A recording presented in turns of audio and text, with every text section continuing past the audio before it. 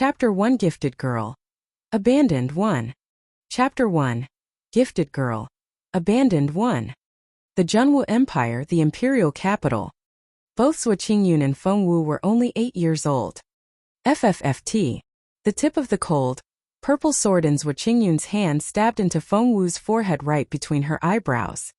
When the sword was pulled free, it drew out a suspended drop of amber true phoenix blood from Feng Wu. With a grasping movement of her left hand, Zuo Qingluan drew the drop of amber blood into her palm and poof, the droplet exploded with a squeeze of her hand. Despite the blood that covered her hand, Zuo Qingluan smiled strangely. She smirked at the girl on the ground, whose body had curled up in agony. Feng Wu. Only one person in this world can possess true phoenix blood. Since I'm already here, you should never have existed. I never wanted to be mentioned alongside you as the phoenix duo of the imperial capital. What right do you have to be considered my equal? So what if you were betrothed before I was? I'm going to become the wife of the crown prince and Linyuan will be my husband. I can't believe that you were chosen by the master of Firmament Palace. Well, you're useless now, and I'm the only candidate for the goddess of Firmament Palace. So die. The cold purple blade stabbed at Feng Wu's heart. Feng Wu grabbed the blade with both hands and blood gushed out of the deep cuts on her palms, but she seemed to feel no pain. Spiritual essence was dissipating from the spot between her eyebrows and her cultivation was disappearing even then. She was becoming an invalid now that her true phoenix blood had been destroyed. Feng Wu stared at Zuo Qingluan with her inky black eyes. Die! With a sudden exertion of strength, Zuo Qingluan pushed the blade into Feng Wu's chest. With a thump, the blade pierced through Feng Wu's body and red blood splashed all over Zuo Qingluan's face. The smile on Zuo Qingluan's face looked grotesque under all that blood. From now on I will be known as Zuo Qingluan. Qingluan as in green luan bird and red phoenix, and the king of all birds. I will be the only true phoenix of the Junwu Empire. Collapsing on the ground, Feng Wu's vision began to blur. She watched as the leader of the Zuo family escorted Zuo Qingluan away, and realized that her mind was slipping away. She was running out of time. Zuo Qingluan, you took advantage of today when my beautiful master was refining his true form to destroy my true phoenix blood. After my master comes out of his seclusion, can you, your family and your clan, or even the entire Junwu continent be able to withstand his rage? Her master wasn't human. More specifically, he was a soul attached to his dragon and phoenix spiritual ring. It was said that one's fate was determined by the family one was born into, and a competent father was one's most valuable asset. Feng Wu would proudly announce that although she had never met her own father, she had the most remarkable and beautiful master in the entire continent. She still remembered the day she triggered the spiritual ring for the first time and saw her beautiful master stroll out of that dimension inside the ring. Being a girl of only 3, she looked up at the otherworldly teenager dressed in white and asked innocently, "Well, are you very capable?" Putting his hands behind his back, her beautiful master said casually, "I'm all right, I guess, since I used to rule this land." In the last few years, her beautiful master, who had been in his spiritual form all this time, had finally accumulated enough divine blood of the phoenix of his own, and was ready to refine a true physical form. That way, he would no longer be confined to the spiritual ring as a soul. Was it a dying illusion? Feng Wu's eyes grew heavier, but she seemed to see her beautiful master, dressed in a snowy white gown, now standing there slim and graceful as a god. White immortal flowers drifted down, reminding her of pure, sacred snowflakes. He strolled out of the dragon and phoenix spiritual ring, and was carried toward her by a gentle breeze. Before Feng Wu realized it, she was lying in his warm arms. He had the cleanest smell in the world, which was the refreshing scent of the essence of plants. "Master," Feng Wu broke into tears after seeing her family. Her voice was thick with emotion. Oh, her master could hold her now. He finally had a physical form. His long-awaited dream had come true. Her beautiful master's long robe and wide sleeves spread out over the ground as his brooding gaze landed on the wound between her eyebrows. He didn't seem disturbed at all. "Master, am I going to die?" The little girl's eyes were as clear as water. Her master replied unhurriedly, "No, you're not." After that, he gestured with his slender finger, and immediately, A drop of golden blood flew out from between his eyebrows. Feng Wu's pupils contracted. That was divine blood of the phoenix. Her master's divine blood of the phoenix, whose power exceeded that of true phoenix blood many times over. Her master's voice was indifferent and detached. Don't squirm. He then inserted the drop of blood into her forehead. No. Feng Wu had an ominous feeling. Master, I'm not going to die, but what about you? Divine blood of the phoenix is the essence of your life. Without it, your body. The look in her master's eyes was indecipherable. Divine blood of the phoenix will be sealed for the time being. Once the 9 transformation spirit restoration pill is activated, you'll be able to resume your cultivation. Before he could finish the sentence, his body began to fade away. No! Covered in blood, Feng Wu screamed at the top of her lungs. Blue veins popped on her skin and she reached out, trying to hold her beautiful master. Master! However, her beautiful master, who looked as sacred as a banished immortal, disappeared from between her fingers. Master! Exhausted, Feng Wu fell to her knees. Her red dress was soaked in blood, her fair cheeks were stained red, and she felt like crying blood too. It was so painful that she couldn't breathe. Every one of her muscles twitched in such agony. Guilt almost drove her to take her own life. She hadn't even felt this much hatred when Zuo Qingluan destroyed her true phoenix blood. She would rather die herself than have her impeccable, beautiful master harmed. There was so much hatred. Feng Wu clenched her fists furiously, her nails nearly cutting into her skin and all her fingertips raw with blood. Zuo Qingluan, I hereby swear that I will destroy you one day. I, Feng Wu, will not rest until you're wiped off the face of the earth. Chapter 2 Gifted Girl. Abandoned 2. Chapter 2. Gifted Girl. Abandoned 2. 5 years later, the Zhenwu Empire, northern border city. Master! Feng Wu shrieked and bolted up in bed. Miss, are you all right? Qiuling, her chief maid-in-waiting, rushed into the room. After setting down a copper basin filled with water on the shelf, she went up to Feng Wu in a hurry. Qiuling always considered her mistress, the 5th daughter of the family, to be an exceptional beauty. However, she now saw that the young lady was as white as a sheet. Qiuling's heart went out to her mistress. In a comforting, gentle voice she asked, Miss, did you have a nightmare? Staring at Qiuling, Feng Wu gradually woke up, and everything slowly came back to her. Zuo Qingluan had destroyed her true phoenix blood, and in saving her, her master had fallen back into an endless coma. All that wasn't a dream at all. It really happened 5 years ago. After her true phoenix blood was destroyed, the once gifted teenage girl fell into disgrace and became the shame of the Feng clan. Together with her beautiful mother and her own brother, they were packed up and banished to the old Feng family residence in northern border city, which sat on the border of the empire. Qiuling fetched a pair of fluffy slippers for Feng Wu, then helped her sit down at the dresser and began to dress her for the day. Sister, we got a letter from the imperial capital. They heard some hasty footsteps and shortly afterward, a teenage boy dashed into the room like a gust of wind. He was about 12 years old and very good-looking. He had skin as fair as snow and exquisite features, especially his eyes. His eyelashes were long, dense, and curly, and his eyes were remarkably big and bright.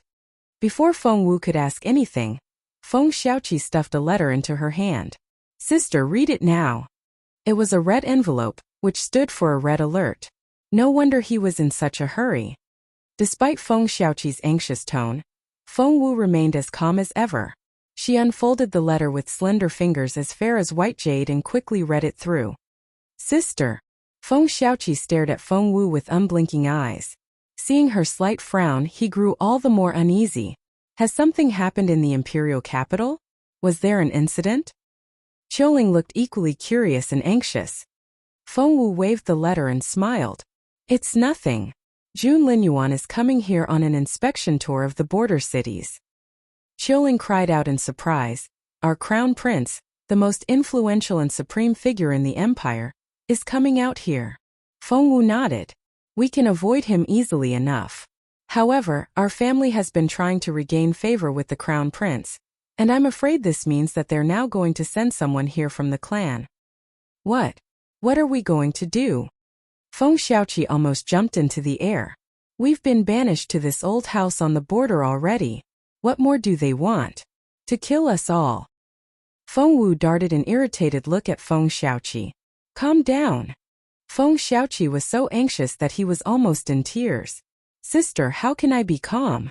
If you were still what you were, we wouldn't give a damn who comes here. You'd be able to handle them with a wave of your hand. But now, all your cultivation has been destroyed. Young master. The look Qiuling gave him had never been so stern. Feng Xiaoqi realized that he had said the wrong thing. Covering his mouth with both hands, his eyes opened wide and he looked at Feng Wu guiltily, not knowing how to take it back. Feng Wu only smiled. So what if it's destroyed? Can't your sister find a way to resume her cultivation? Feng Xiaoqi's eyes lit up immediately. Sister, can you do that? Have you found a way? Feng Wu shrugged. No, I haven't. Feng Xiaoqi looked crestfallen right away. When no one else was looking, the look in Feng Wu's eyes turned brooding. Her beautiful master had told her that in order to resume her cultivation, she had to refine the 9 transformation spirit restoration pill first. She knew the pill recipe and was capable of refining it. However, she still needed one last ingredient: immortal spiritual fruit. Feng Wu had had her eye on this immortal spiritual fruit for 5 years, and it was almost ripe. Meanwhile, Feng Wu was perfectly aware that the oldest child and the 6th child of her generation in the Feng family were coming. When those 2 arrogant bastards arrived, her beautiful mother and naive younger brother would live in misery without her protection. Hence, she needed to obtain that immortal spiritual fruit as soon as possible to resume her cultivation. Feng Wu clenched her fists. Linyuan, are you really here just to inspect northern border city?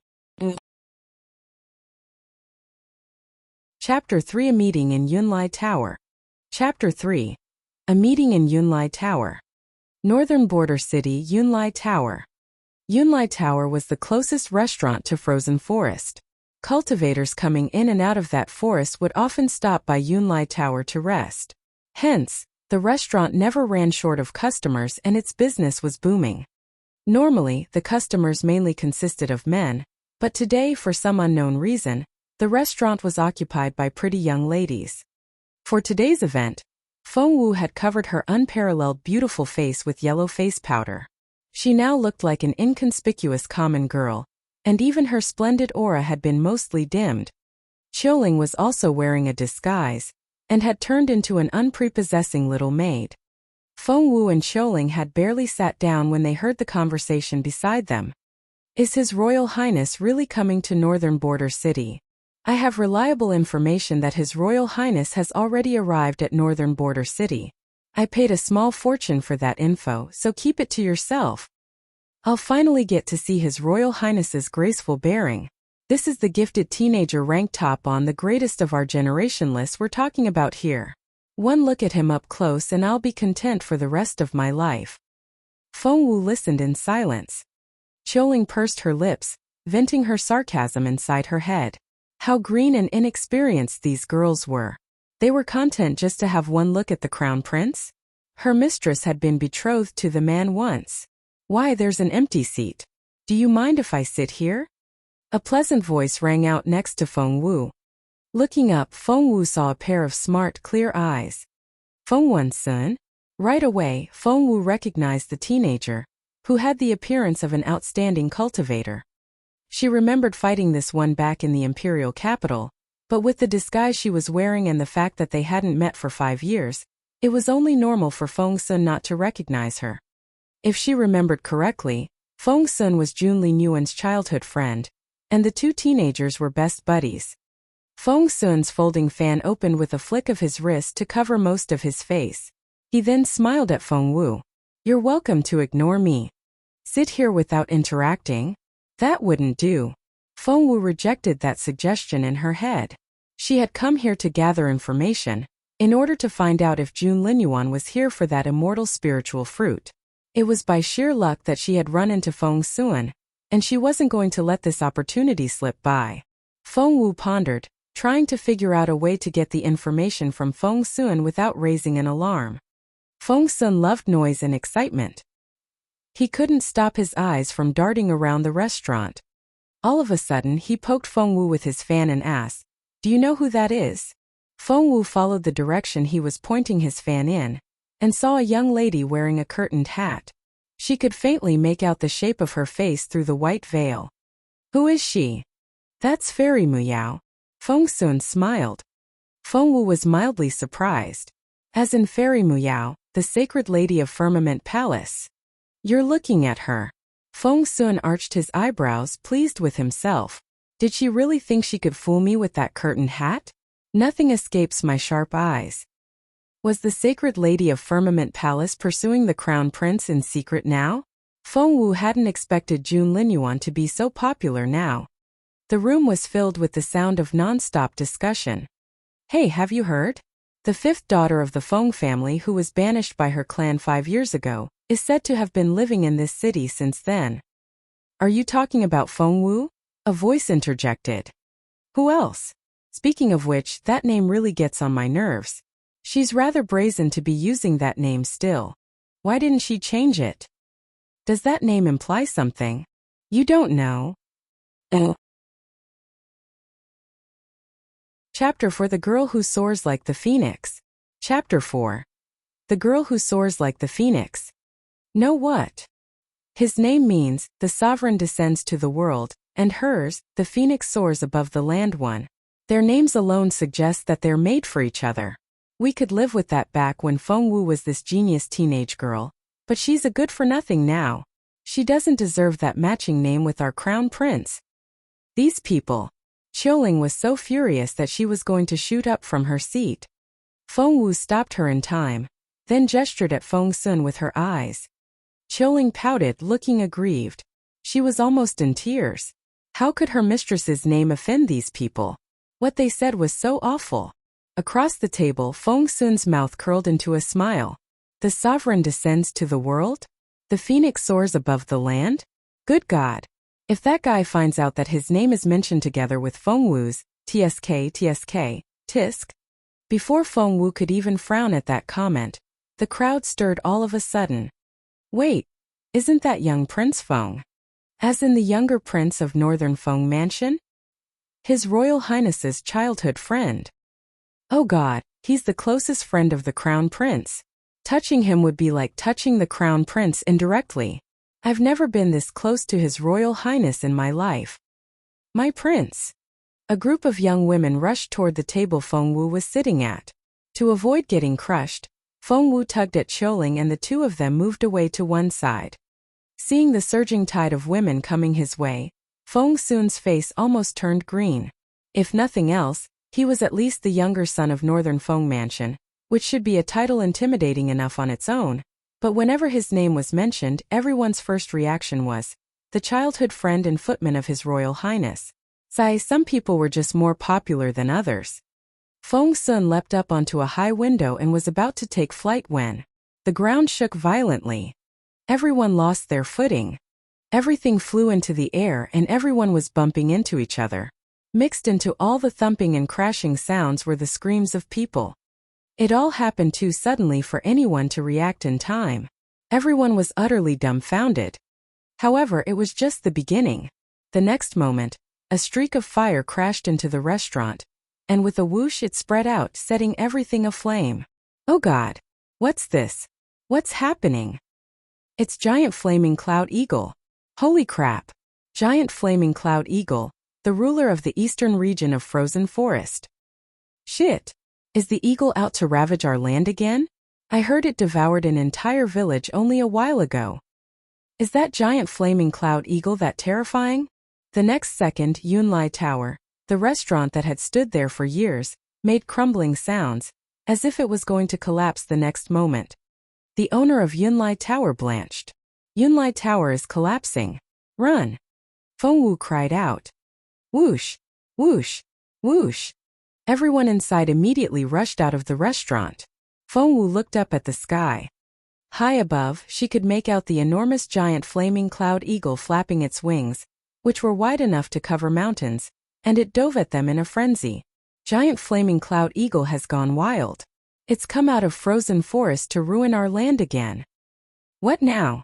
What should we do? Are we going to die? I'm only here to get closer to Linyuan. I don't want to die here. All the girls were terrified. They looked wretched and as pitiful as fragile flowers ravaged by a storm. We're not going to die. Feng Wu's eyes were as sharp as ever. One look and she saw that the eagle was being pursued. But no one would listen to her. However, a second later. Chapter 5 The Teenage Ruler. Chapter 5 The Teenage Ruler. A teenager wrapped in a black robe swept across the sky like a meteor as he dashed in their direction at a tremendous speed. He was very far away at first, but within a split second he was right in front of them. He had a stern, forbidding look on his face and his eyes were as brooding as they were apathetic. His black robe flapped in the wind and he reminded one of a celestial being descending to this world. He then brought down the resplendent sword in his hands, creating a splendid arc in the air. The light which came off the sword had a momentum as tremendous as an erupting volcano, and a formidable power of nature burst out.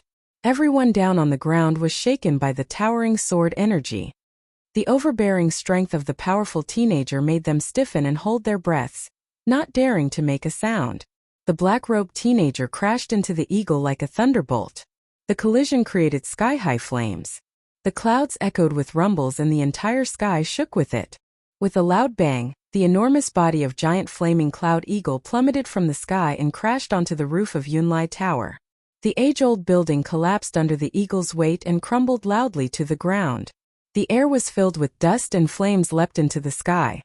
All mouths fell open and everyone was rendered speechless. Wasn't that giant flaming cloud eagle supposed to be really powerful? Weren't they told that no one was able to tame this savage beast? Hadn't the head of the Choshue family fled frozen forest in a flurry, pursued by this bird? Who was this teenager? Who on earth was this peerless, talented young man in black? Once the smoke and flames dispersed, they saw a youth of great radiance pointing his sword at the eagle's throat, 1 foot on its head. The eagle that was so rampant a moment ago was barely breathing. Everyone then saw the teenager's face. His black robe flapped in the wind, wrapping around his deft, slender figure. He looked poised and graceful. He had deep-set, sculpted features and sharp, ruthless eyes that had something dangerous about them. His aura was so intimidating that no one dared move closer or look directly into his eyes. Everyone drew in their breaths. Oh my God! Holy crap! Good gracious! Instantly, all the pretty girls lost control. Some trembled, some cried into their hands, and some even passed out. However, at the same moment that giant eagle was raving furiously. Face and head are off limits in a fight. Keep your feet away from my head. Linyuan smirked, then stepped on its head again. Giant flaming cloud eagle said angrily, "Can't you hear me? Don't step on my head. I'm the boss of the giant eagle clan, for Christ's sake." Linyuan snorted, then stepped on it a few more times. The eagle was almost in tears. Seeing that playing tough didn't work, it yielded, imploring with a wail, "Dude, please let me go. You've chopped off half of my skull. If you keep stepping on my head, I'll die." Linyuan sneered. By now, all the girls in the crowd had been driven mad by their stunning crown prince. Linyuan. It's Linyuan. Linyuan, our crown prince. Gosh. Oh God. I thought I was going to die here today. But His Royal Highness saved my life. I was taught to return a favor with all I can offer. He saved me, so I'm going to repay him with my own body. After that, the bold, passionate young woman threw herself at Linyuan. No one expected that at all. Even someone as haughty and detached as Linyuan was taken by surprise. Shit! Feng Wu noticed giant flaming cloud eagle's eyes at that moment. In an instant, its inky black eyes turned scarlet red. The animal was going berserk. How cunning! The weakness it had shown a moment ago was all fake. Feng Wu feared nothing more than death. Before she realized it, she had backed away and turned to flee. However, at that moment, Chapter 6 Taken by the Eagle. Chapter 6. Taken by the Eagle. Giant flaming cloud eagle exploded with a roar, shaking heaven and earth. It went berserk. Just when all eyes were on that bold, passionate girl, who pounced on Linyuan. Giant flaming cloud eagle flapped its wings and picked Feng Wu out of the crowd. Feng Wu was dumbfounded. Holy crap! She swore she was going to have a heart attack. She had been taken by giant flaming cloud eagle. Feng Wu was dazed for a moment. She began to pound on the eagle's chest when she came back to herself.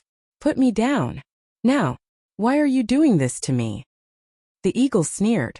He stepped on my head and I'm taking his woman.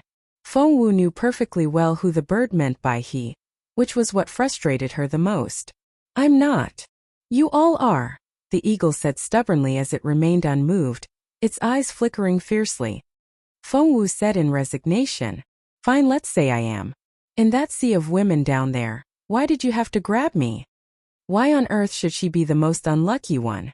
The eagle smirked. Those women are all nuts. They terrify me. You look like a lamb. Feng Wu almost choked. Screw you. So, she seemed vulnerable because she wasn't pulling her hair out and throwing herself at Linyuan like the others? What kind of reasoning was that? Linyuan had been genuinely astonished by the fanatical girl, but he was only dazed for a brief moment. The next second he raised Sky Destroyer, his sword, and charged at the eagle like a cannonball. Holding Feng Wu up by her throat and using her as a shield, giant flaming cloud eagle threatened Linyuan. You. Stop right there. Come any closer and she's dead. Feng Wu really wanted to die at that moment. Are you kidding me? Linyuan was callous and heartless, and couldn't care less whether other people lived or died. Why on earth did the bird think he would be intimidated? Hey, did you hear me? I told you not to come any closer. The eagle kept falling back. Linyuan smirked.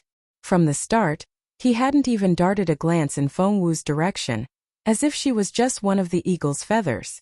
Seeing that things were turning south for itself, the eagle panicked. The next second, it flapped its wings that covered half the sky and bolted.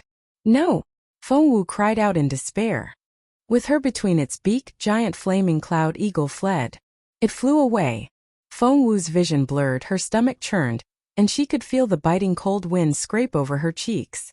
Looking down, she realized that she was rising higher and higher. Everyone on the ground looked as tiny as ants. It finally occurred to her that she was hanging in the fangs of giant flaming cloud eagle and dangling in the wind. Feng Wu wanted to slap the bird. How dare it kidnap her? Giant flaming cloud eagle lowered its gaze and realized that the girl was still around, which pissed it off right away. What was this bird in here for? It took Feng Wu in its claws and was going to throw her down. Feng Wu held onto its talon. What do you think you're doing? Falling from this height would kill her. Giant flaming cloud eagle glared at Feng Wu impatiently. You're useless and a terrible hostage. Are you good at anything at all? Feng Wu drew in her breath and fought back her anger. So, are you saying it's my fault? The eagle snorted. I've never met a hostage as hopeless as you. What good are you? Feng Wu listened in silence. Not talking to you. Chapter 7 Frustrated. Chapter 7 Frustrated. Looking down, Feng Wu saw Qiuling hopping around anxiously and calling her name loudly. At this height, she was able to see much farther out. On the state highway a short distance away, she could make out a team of riders galloping toward the city. Her eyes widened when she saw the familiar figure on one of the horses. The rider leading the team was Feng Yiran, the eldest son of the Feng family. Immediately behind him was Feng Lu, his younger sister who shared the same parents. The rest of the team consisted of the guards of the Feng family. Feng Yiran and Feng Lu. Neither of them was the type one wanted to hang out with. The brother was a sinister hypocrite and the sister was obstinate and capricious. At the thought of her beautiful mother, whose only forte was crying, and her naive younger brother, who was as innocent as a blank canvas, Feng Wu almost had a stroke. What would happen to them now that the eagle had taken her away? With her gone, how were they supposed to deal with the cunning Feng Yiran and the unruly Feng Lu? Meanwhile, those on the ground were utterly baffled as they watched the eagle fly away with the ordinary-looking girl. So was Feng Sun. He said a silent prayer for that common girl. What were the odds? She was the first to warn everyone and the first to flee, But the eagle picked no one else but her. Talk about bad luck. He would be crying blood by now if he were the girl. Seeing that Qiuling was about to faint with anxiety, Feng Sun patted her slim shoulder and said, "Lassie, judging by the look of your mistress, her being a weakling and all, I think she's doomed and chances of her returning are very slim. You have my condolences.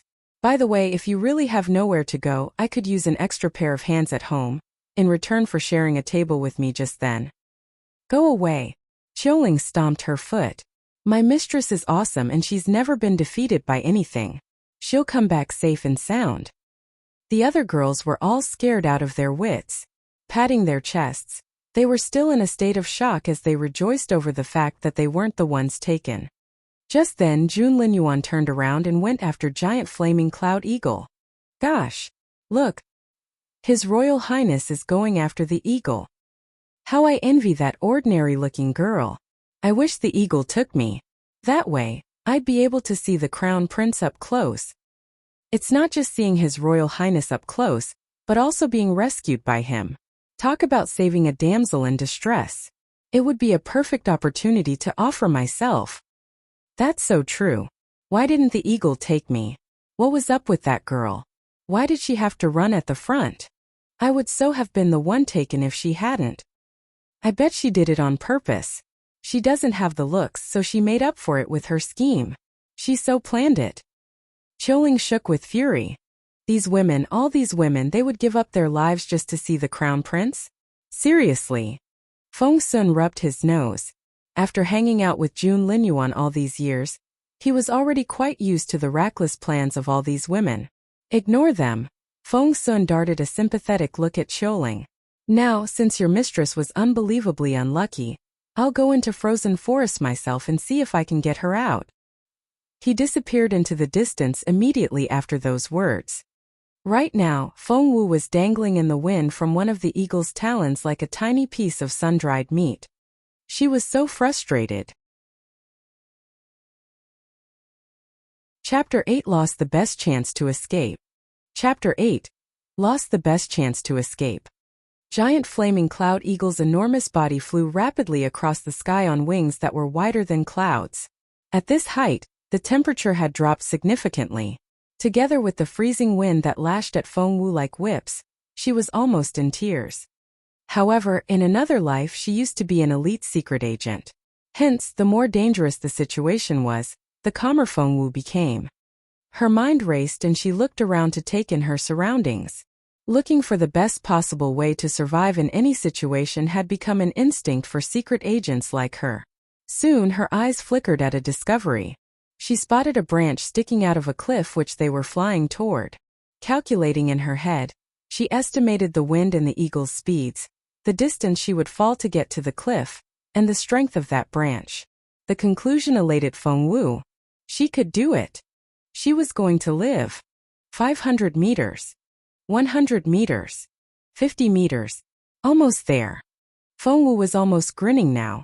She couldn't wait to start maneuvering. They were getting closer and closer. The last 30 meters, 20 meters. When Feng Wu was ready to loosen her grip so that she could jump toward the cliff, roll down the slope and grab that branch. Whoosh! Something happened 1 second before Feng Wu could let go. Bang! The energy surge from a sword arrived behind them. Because of that freezing energy, Feng Wu was stuck to the eagle's talon. Feng Wu. She was less than 50 meters above the ground now. With her slight build and her skills, she was completely confident that she could land safely. But she wasn't able to do that now. She was rendered completely immobile by the energy and her hands were stuck to the eagle's talon as if they were glued on. Feng Wu was so frustrated. Such a chance would never come again. She would probably never be this close to the ground again, and that could have been her only chance. At that thought, Feng Wu exerted all her strength trying to free her hands. When that was to no avail, Feng Wu did a chin-up and banged her head against the thick layer of ice on the talon. Thump! Thump! Thump! Giant flaming cloud eagle looked down in confusion at Feng Wu, who was still banging her head against the ice. What are you doing? Feng Wu glared at it and snapped, I'm going to kill myself. Happy. Of course she wasn't going to share her escape plan with the eagle. It would be the end of her. Well, you don't have to go through all that trouble, said the eagle calmly. Its gaze gave Feng Wu the creeps. What are you doing? I'm starving. The bird was drooling. Feng Wu said in resignation. So, you took me as food reserve? Giant flaming cloud eagle's eyes lit up. That's a great idea. Just then, Feng Wu sensed that the thick layer of ice was loosening up. She was noticeably delighted. She was going to be free. Triumphantly, she called out, "There goes your food reserve." She released its talon and was ready to fall. However, at that most critical moment, Giant Flaming Cloud Eagle made its move. No! Feng Wu felt utterly defeated. She had finally freed her hands from the thick layer of ice, but Giant Flaming Cloud Eagle turned its enormous body around. And she lost the best chance to escape. Chapter 9 The Clash. Chapter 9 The Clash. Giant Flaming Cloud Eagle's furious, bloody red eyes were now fixed on the human teenager in front of it. Thanks to the eagle, Feng Wu met Linyuan again. He had the most impeccably handsome face. His brooding black eyes, straight nose, thin lips, and debonair pose were the most stunning, making any natural wonder seem dull in comparison. However, the first thing anyone ever noticed about him were those brooding eyes. They were sharp as an eagle's, and the look in them was merciless, intimidating, overbearing, and majestic. Anyone bold enough to look into his eyes would be shaken and would turn their gaze away. Right now, the handsome face had a stern, forbidding look on it, and his gown flapped in the wind. He stood there in midair, pointing his sword up at the sky. Energy surged out, stirring up the clouds. A shock wave then blasted out at Giant Flaming Cloud Eagle. Feng Wu's heart sank when she saw what was happening. With her spiritual energy gone, she would die if she was hit by that shock wave. A living person was hanging from one of the eagle's talons and dangling in the wind. Linyuan, how can your royal highness miss that? However, when Linyuan's freezing needles pierced the eagle's acupuncture points all over its body, Feng Wu realized in frustration that he could see perfectly. It was just that he was simply ignoring her, that was all. To him, she was probably less than a stranger. He was so heartless and almost inhuman. Bang! Linyuan raised his hand and the most formidable spiritual energy poured out of it to run through Sky Destroyer like a storm. He then swung down. Feng Wu craned her neck, only to see that the lower half of the eagle's giant body was gone. Linyuan had hacked it all off. Giant Flaming Cloud Eagle roared in agony, which kicked up a massive sound wave. Hanging on its talon, Feng Wu was almost swept away by the blast. Her eardrums were nearly destroyed. All her internal organs felt out of place. Blood oozed out of her nostrils, ears, and mouth, and splattered all over her clothes. For a moment there, Feng Wu really thought she was going to die. Before she had a chance to recover her breath, the infuriated eagle clashed with Linyuan again.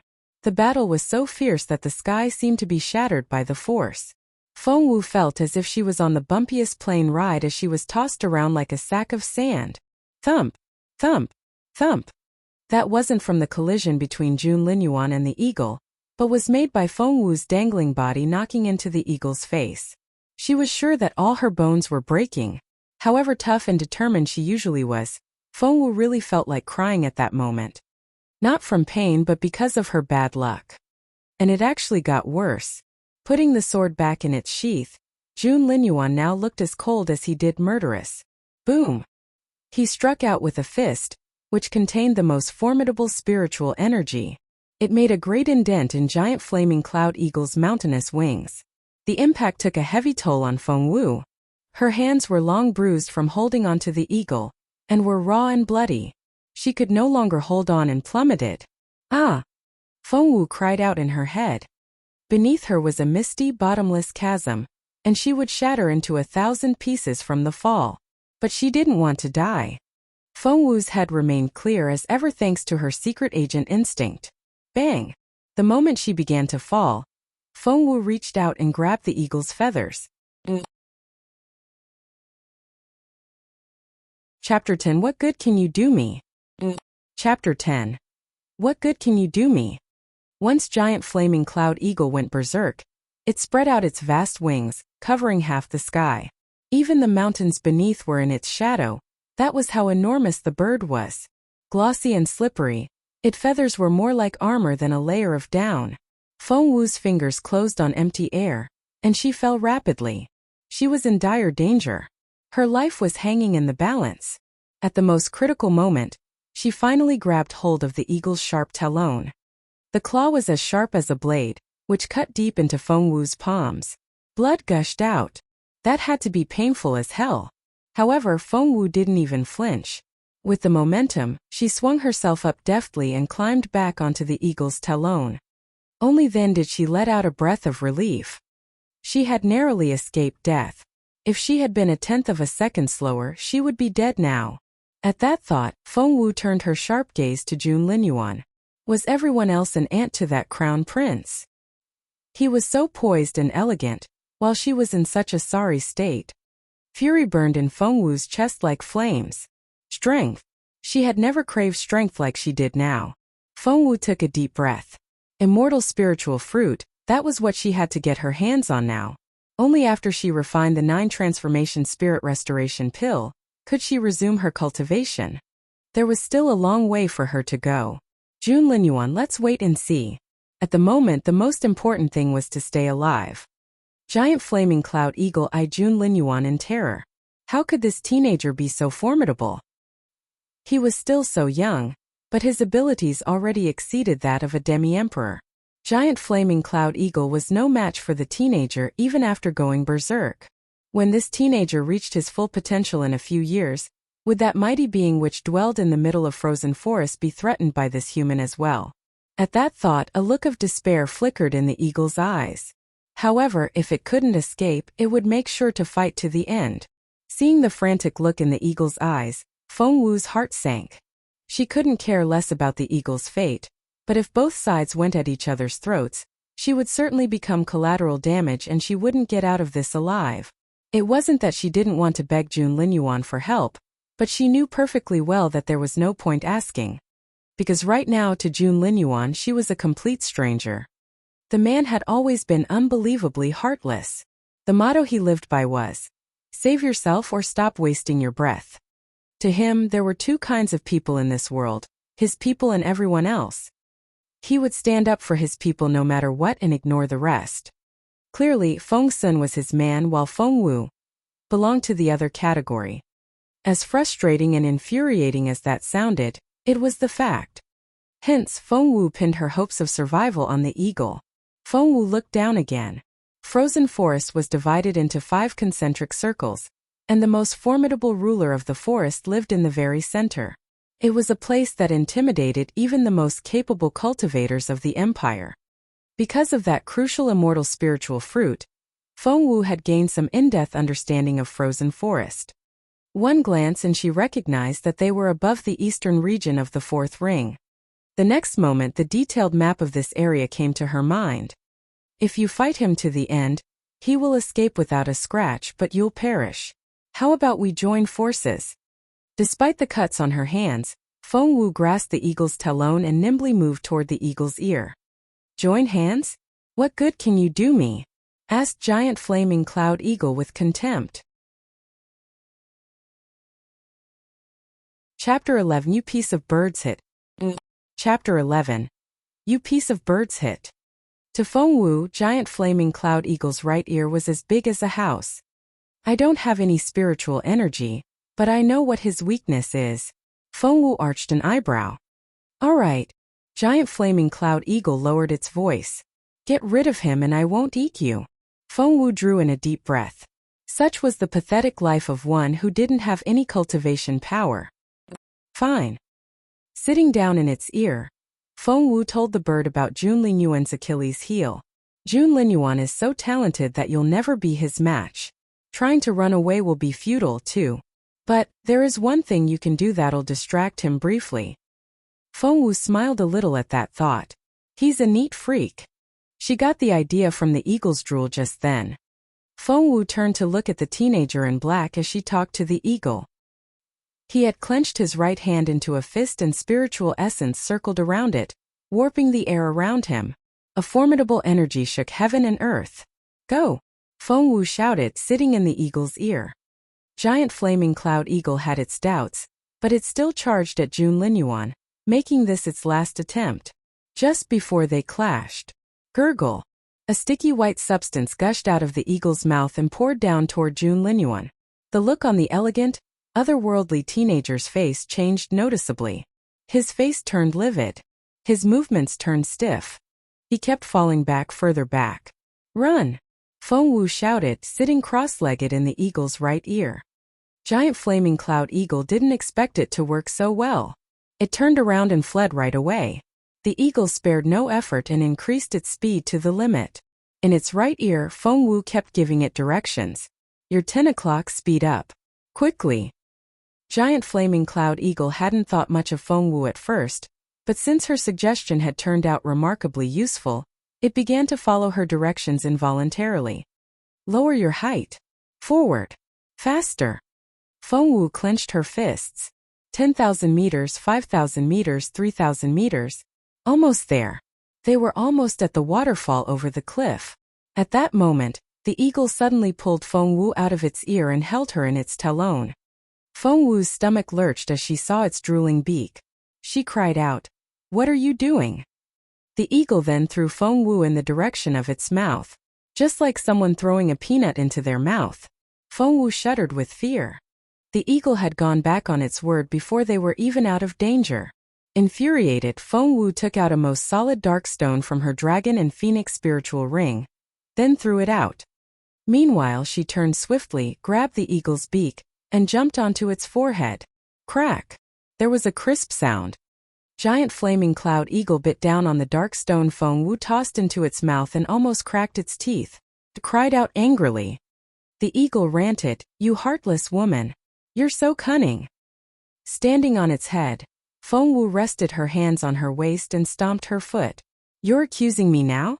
You promised you wouldn't eat me and you went back on your word almost right away. You piece of shit, no birds." Chapter 12 Secret Agent Instinct. Chapter 12 Secret Agent Instinct. Giant flaming cloud eagle screamed furiously. "I'm only eating you because you're a smart person. Eating you will probably make me smarter too. Do you think I'll enjoy eating you? You're all bones and might crack my teeth." Feng Wu took a deep breath. But her anger refused to subside. She snorted and said, "Fine, stay here and get killed by Linyuan. I'm off." Feng Wu had long figured out her escape route and had chosen the spot she was going to take off from. She had started a row with the eagle as a distraction. At that moment, Feng Wu turned around and looked into the distance. The black-clad and black-eyed stern teenager now had a murderous look in his eyes. Tapping the tip of his foot in the air, he leapt up deftly, then charged at them across the sky. Sky Destroyer slashed down. The cold, merciless energy spread and tumbled out, aiming right for one of the giant eagle wings that was wide enough to cover mountains. Feng Wu knew that it was the end of this dumb, adorable-ish giant flaming cloud eagle. 500 meters. 300 meters. 100 meters. However, Feng Wu wasn't far away from that waterfall at the towering cliff now. After once again going through factors such as height, wind speed, and the speed of her fall, Feng Wu let out a breath, leapt out, did a forward somersault in the air, and hurtled toward the waterfall. When she fell past one of the eagle's eyes, Feng Wu even had the time to wave at it. The eagle was dazed for a brief second. Just as Feng Wu leapt out, Linyuan had arrived with his slashing sky destroyer. A vast wing was cut right off the mountainous body of the eagle. Roar! Giant flaming cloud eagle's face twisted in pain and it screamed in a forlorn and bitter voice. Blood gushed out from where its right wing used to be and it trembled violently in midair. Linyuan saw a figure jump out of the eagle's right ear and plummet. However, he never took any interest in those he deemed unimportant. He was about to look away when, out of the corner of his eye, he saw that figure nimbly wrap her arms around her bent knees and tuck her head in, curling into a ball. Then, she landed in the waterfall where the cliff ended at an angle, in a position to offset the impact. Immediately after that, she let the current carry her all the way down. She was washed into the bubbling small lake under the waterfall. An indecipherable look flickered in Linyuan's eyes, which were usually nonchalant and emotionless. One could even detect a look of surprise on his handsome face. That person had jumped out of the eagle's ear, fallen, bumped into the edge of the cliff, and was then carried down by the current. Too many factors had to be taken into consideration during that process. The height, the speed and direction of the wind, gravity, the force of impact, the cliff angle, and the unpredictable giant flaming cloud eagle. Only one thing needed to go wrong for everything to fall apart. He never expected to see that from an ordinary girl with zero spiritual essence. Interesting. However, interesting was as much as Linyuan thought of Feng Wu. He didn't intend to try and save her at all. If he knew that one day he would fall head over heels for the girl, Linyuan, His Royal Highness wouldn't have turned a blind eye to her now. However, that was exactly what he did to Feng Wu on this occasion. Feng Wu fell swiftly from the cliff, carried along by the rushing torrent. She then fell right into the deep small lake in the valley below. Bang! Feng Wu had calculated everything, apart from the fact that there was a giant rock at the bottom of the lake. Hence, she landed at the bottom of the lake and banged her forehead on the rock with a thump. Ouch! Chapter 13 Serendipity. Chapter 13 Serendipity. Rubbing her forehead. Feng Wu was almost in tears from the pain. However, it wasn't time to cry yet, for a dark, powerful whirlpool at the bottom was trying to suck her in. Feng Wu had just escaped death after much maneuvering. She wasn't going to be killed like this now. With whatever strength she had left, she struggled toward the surface. Finally, before she was drained of energy, she grabbed a withered branch on the surface and pulled herself up onto it. Once out of the water, she gasped for air and didn't want to even move a finger. Such a task would have been nothing for her old body, but now, Feng Wu smiled wryly. That series of events had worn her out. Luckily, despite her lack of spiritual essence, she still had her secret agent instinct, which was enough to keep her alive. Feng Wu lay on the floating branch and rested. Once she recovered some of her strength, she began to examine her surroundings. This was the eastern region of the fourth ring of frozen forest, an area that Feng Wu was quite familiar with. Back then, Feng Wu had gone in and out of frozen forest multiple times for that immortal spiritual fruit, as well as studied countless materials and maps. Hence, she knew that a short distance ahead of her was Great Frozen Canyon. Great Frozen Canyon was filled with a cold poison, which was more than her current body could handle. She had to get ashore first. At a bend in the river, Feng Wu found the opportunity she was looking for. Rolling nimbly off the branch and into the river, she swam to the riverbank. It still wasn't far from the waterfall, so the current was still very rapid. Moreover, Feng Wu was swimming across the flow, so she was almost carried away by the current more than once. Feng Wu finally managed to reach the bank before exhausting herself, though she was panting and pale now. She looked up and took in her surroundings. The ground was covered in colorful flowers and their fragrance filled the air. This place was. Feng Wu searched the map in her head and soon fixed on an area. She grew a little paler from the effort. She was in Bighorn Bloodwasp territory now. Someone up there must hate her to bring her to this place. Frozen Forest was riddled with danger, and this was the most dangerous area in all of the fourth ring. Feng Wu had seen with her own eyes how a team who had entered this area was turned into a pile of bones in less than a minute. It was so horrifying and gory. Bighorn Bloodwasps had a queen whom Feng Wu had been trying to get her hands on for the longest time, for it would shorten the time needed to refine the 9 transformation spirit restoration pill by half. However, Feng Wu shook her head involuntarily at the thought of swarming wasps. She would use the White Jade Bee Queen instead. The Bighorn Bloodwasp Queen was more than she could chew. In order to stay out of the way of the terrifying Bighorn Bloodwasps, Feng Wu decided to make herself as unnoticeable as possible and slip out of this area. In fact, that was exactly what she did. The buzzing of Bighorn Bloodwasps came from a short distance away. Feng Wu hid behind a tree, then stuck her head out to watch. She spotted a figure wearing a red robe. What? There was someone here. And they were wearing red. That person had some balls. Grabbing the trunk, Feng Wu climbed to the top of the tree in a few jumps. From there she looked down, and what she saw made her beam with delight. for she saw that the red-clad figure had lured most of the wasps away. Chapter 14 Frustrated Again. Chapter 14 Frustrated Again. It was a bigger and more pleasant surprise for Feng Wu when she saw that the hive of the bighorn blood wasps was within sight. Her long-gone hope was reignited instantly and she burned with eagerness. The wasp queen was right there. Defenseless. Feng Wu knew perfectly well that it was now or never. She would never run into such an opportunity again.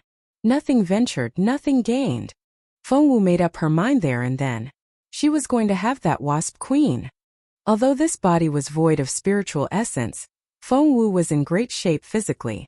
Jumping from one branch to another like a slim civet, Feng Wu soon went round the hive. Feng Wu had been making knots with twigs as she went. Hence, when she reached the hive, she was holding something resembling a wooden stick with a hook on one end in her hand. What happened next was quicker than words could describe. She reached into the hive with the hook. The next second, an ear-splitting scream reverberated through the forest. It was the sound of the queen summoning her subjects. There was no time for Feng Wu to ponder. Tossing this wasp queen into her dragon and phoenix spiritual ring, she sprinted in another direction. Keeping highly focused and her breathing quiet, Feng Wu hunched her back and raced through the forest, making as little noise as possible. Almost there. She was almost out of bighorn blood wasp territory. Just when Feng Wu was going to let out a sigh of relief, an ostentatious voice came from behind. "Hey you! This is such a happy coincidence." That was a familiar voice. Feng Wu involuntarily turned to look, and recognized the guy right away. It was Feng Sun. The teenager had well-defined features and the fairest face. He always seemed to be in good spirits and his breezy smile reminded one of the sun at noon, which could cheer anyone up right away. However, his presence brought no smile to Feng Wu's face this time. For behind Feng Sun was a swarm of bighorn blood wasps. There had to be tens of thousands of them, blocking out the light in the woods. The buzzing was coming from behind him. So, it was Feng Sun who had attracted the wasp's attention just then. After she had finally steered clear of the colony and furtively stolen their queen, Feng Sun had somehow brought the entire hive to her. They would recognize the smell of their queen on her. Feng Wu's face almost turned green at that thought. She pretended she didn't recognize Feng Sun and kept dashing forward as fast as she could. "Don't come near. Don't come near. Stay away from me, dude." Feng Wu repeated those words in her head, hoping that somehow, Feng Sun could sense her desperation. Apparently, Feng Sun and her weren't on the same wavelength at all. With the swarming wasps chasing after him, Feng Sun ran toward Feng Wu, glowing with enthusiasm. "Hey, you're still up and running. I thought you'd be dead by now." Feng Wu made no comment. With what was happening, there was no way she was going to stick around. She took to her heels and scampered. Feng Sun called after her, "Hey lassie, slow down. Wait for me." He even tried to grab Feng Wu as he shouted. Meanwhile, the swarm of bighorn blood wasps suddenly stirred and went into a frantic state. The wasps turned violently restless and the buzzing grew louder. The wasps that had been chasing after Feng Sun now all turned toward Feng Wu with a domineering thirst for blood. The hair on Feng Wu's back stood up immediately. They must have found out about their stolen queen. She was doomed. Feng Wu glared at Feng Sun at that thought. Feng Sun was completely at a loss at her resentment. "What's wrong? Are your eyes not feeling well? Why are your eyelids twitching?" "Twitching? Punch you in the face. That's what I want to do at the moment." Feng Wu was utterly frustrated. Had it not been for Feng Sun, she would have gotten away with it already. Chapter 15 Let Go of Me. Chapter 15. Let go of me. Let go of me. Feng Sun had grabbed Feng Wu by the back of her collar, and she waved her hands around like a drowning person. There was a look of resignation on Feng Sun's handsome face. "Why the rush, young lady? These wasps aren't idiots. They didn't once sting me after chasing me all this time." Feng Wu was crying inwardly. Of course they wouldn't sting you. That would get themselves killed as well. The problem now was that they had detected the smell unique to the queen on her, after she had stolen the ladder. It was only natural that they would go berserk. Why, that's strange. Why are they all over you now and trying to sting you? Feng Sun found that very unusual. Feng Wu rolled her eyes. Seriously? You're only noticing that now. Ah! A wasp stung Feng Wu when she wasn't looking and she cried out in pain. Feng Sun smacked his forehead anxiously. Sorry, my bad. You'd be long gone if I didn't stop you. You're one of those people that attracts bighorn blood wasps more than others, aren't you? There was no way Feng Wu would tell him about stealing the queen, so she nodded repeatedly. Yes, you're so right. Feng Wu couldn't see herself, but she looked absolutely adorable, nodding her head innocently like that. Feng Sun chastised himself for her predicament. Picking Feng Wu up in one hand, he dashed out at lightning speed the next moment. When he put his mind to it, Feng Sun was able to reach unbelievable speeds. They flitted past the trees like a flash of light. Feng Sun stopped about 5 minutes later and put Feng Wu down. There. The wasps won't be able to catch up with us. Don't worry, I promise you everything is alright now. Feng Wu couldn't help it as her gaze lingered a little longer on Feng Sun. She was surprised to see that Feng Sun had grown so much in 5 years. If her true phoenix blood hadn't been destroyed by Zuo Qingluan 5 years ago, would she? Feng Wu stopped that train of thought right away and focused on changing the subject instead. Because she had been trying to find out Linyuan's real purpose for entering Frozen Forest, she asked tentatively, "This forest is riddled with danger. We've narrowly escaped death once, so how about we leave now?" Her suggestion to retreat achieved the opposite effect, exactly as Feng Wu had planned. Feng Sun darted a bemused glance at Feng Wu. Leave? My buddies and I traveled thousands of miles to get here from the imperial capital. We won't leave until we get what we came for. Feng Wu's stomach lurched. She knew it. Forget about the inspection tour of the border cities. That was only an excuse given by the Crown Prince Linyuan. His real destination had always been Frozen Forest. Gritting her teeth, Feng Wu feigned a curious and naive expression, asking gingerly, "You've come all the way from the imperial capital? What are you looking for here? I've seen some maps of Frozen Forest before. Maybe I know where the thing you're looking for is." Feng Sun laughed heartily at those words. "Gosh, young lady, you're hilarious. I promise you that you won't know where to find it. What we're looking for is the crown jewel of the forest." The crown jewel? Only a handful of treasures in the forest could be called that. And immortal spiritual fruit was one of them. Feng Wu suddenly had a very bad feeling about this. She was going to ask another question when a cold voice came from a few steps away. "Feng the Third, I see you're in no hurry at all." With those words, a teenager wearing a blue robe descended from above, holding a sword between his folded arms. He had deep-set features and his fluttering robe set off his slender body. He looked haughty and arrogant and there was no warmth in his eyes. Chapter 16. What was he thinking? Chapter 16. What was he thinking? It was especially the case with his eyes, which put one in mind of sharp, cold blades piercing one's flesh. His overpowering aura was second only to Linyuan. "Why, Xian the Second, you're here?" Feng Sun patted the blue-robed teenager on his shoulder. Feng Wu grew up in the imperial capital. Although she had been away from the city for 5 years, these teenagers had all been over 10 years old when she left, so she was able to recognize this one right away. That was Xian Yi, the second son of the Xian family and one of Linyuan's childhood friends, who had been a poker-faced kid since he was little. As it turned out, his haughtiness had only magnified with age. Xian Yi examined Feng Wu for a brief second with his sharp eyes, then knitted his straight eyebrows. "Who's she?" "She's this girl I just saved.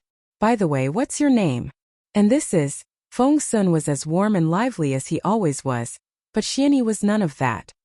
"I'm Feng Xiaowu." That was all Feng Wu was able to say. Xian Yi raised a hand and stopped her abruptly in an indifferent tone. "I have no interest in her identity whatsoever. It's time. Let's go." Xian Yi was indeed as relentless as she remembered. Feng Wu expressed her amazement inwardly. Feng Sun glared at Xian Yi, snorted, then took Feng Wu's hand. "That guy and his temper, geez. Xiaowu, come with me."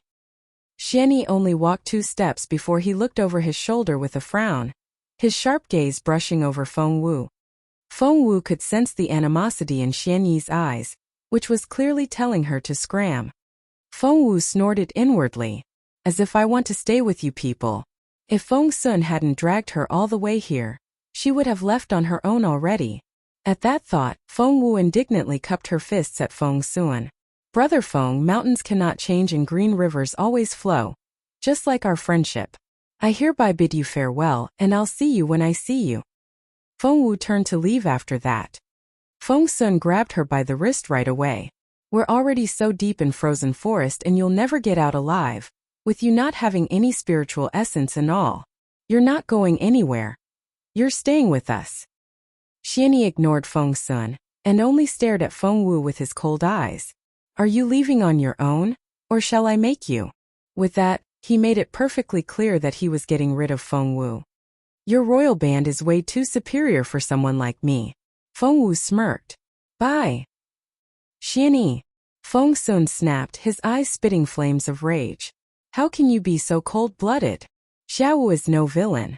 She's only the most unlucky person I met today.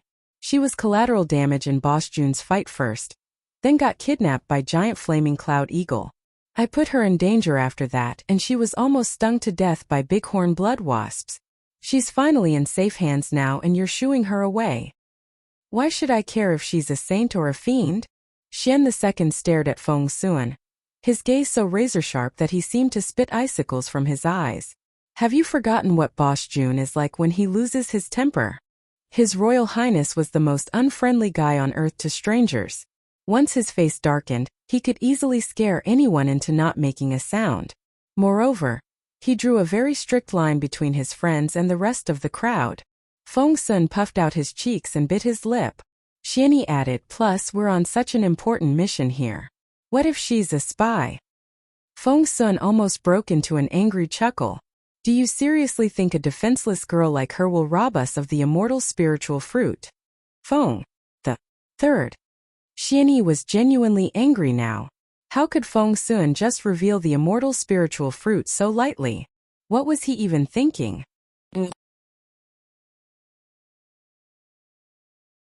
Chapter 17 You're Not Dead? Chapter 17 You're Not Dead. While Feng Sun thought of Feng Wu as one of their own, Xianyi didn't. On the contrary, he made no effort to hide his disdain toward Feng Wu. Feng Wu couldn't care less about Xianyi's enmity now.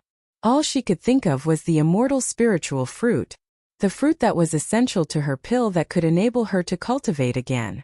Feng Wu had been smirking inwardly before this, thinking, I wouldn't follow you around even if you invited me to. However, she had changed her mind. With Jun Linyuan's intelligence and capability, together with the help of his friends, there was a 90% chance that he would obtain the fruit, if not 100%. If she walked off like this, she might miss her only chance of getting an immortal spiritual fruit in her lifetime.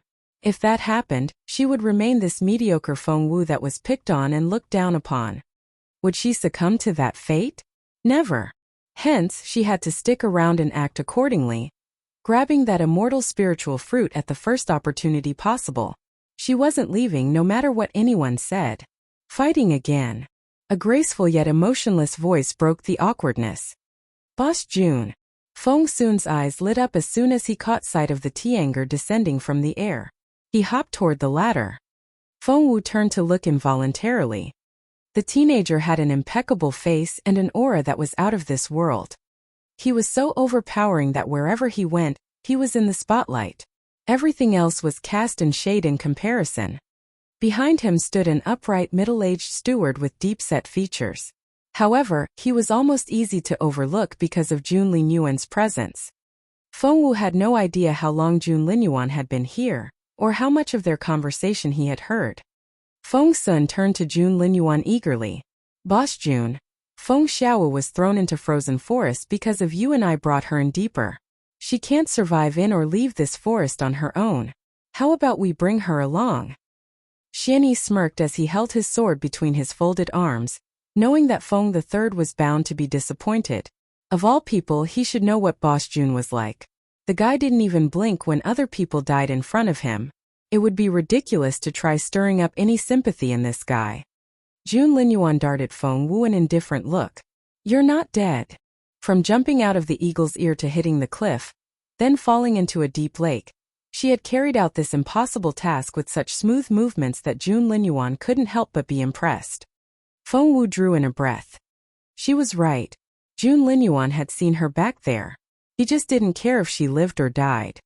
Feng Wu knew perfectly well that if she smirked now and retorted, "You seem to want to see me dead," Linyuan would definitely reply in his cold voice, "Why should I care if you live or not?" Hence, it wasn't time to act impulsively now. For the sake of that fruit, she had to play docile when necessary. Feng Wu took a deep breath and forced a smile. Great misfortune will bring good fortune. I believe I'll be a very lucky person from now on. Linyuan examined Feng Wu with his cold eyes and scanned her from head to toe. His brooding look reminded one of a sharp blade out of its sheath, which could give one goosebumps. The longer Linyuan remained silent, the more grim everyone felt. Xianyi snorted. He knew it. Boss Jun would never let an outsider in on their plan. Just when Feng Sun thought all hope was gone, Linyuan creased his nice, thick eyebrows and said to Feng Sun indifferently, "You brought her in. You keep her alive."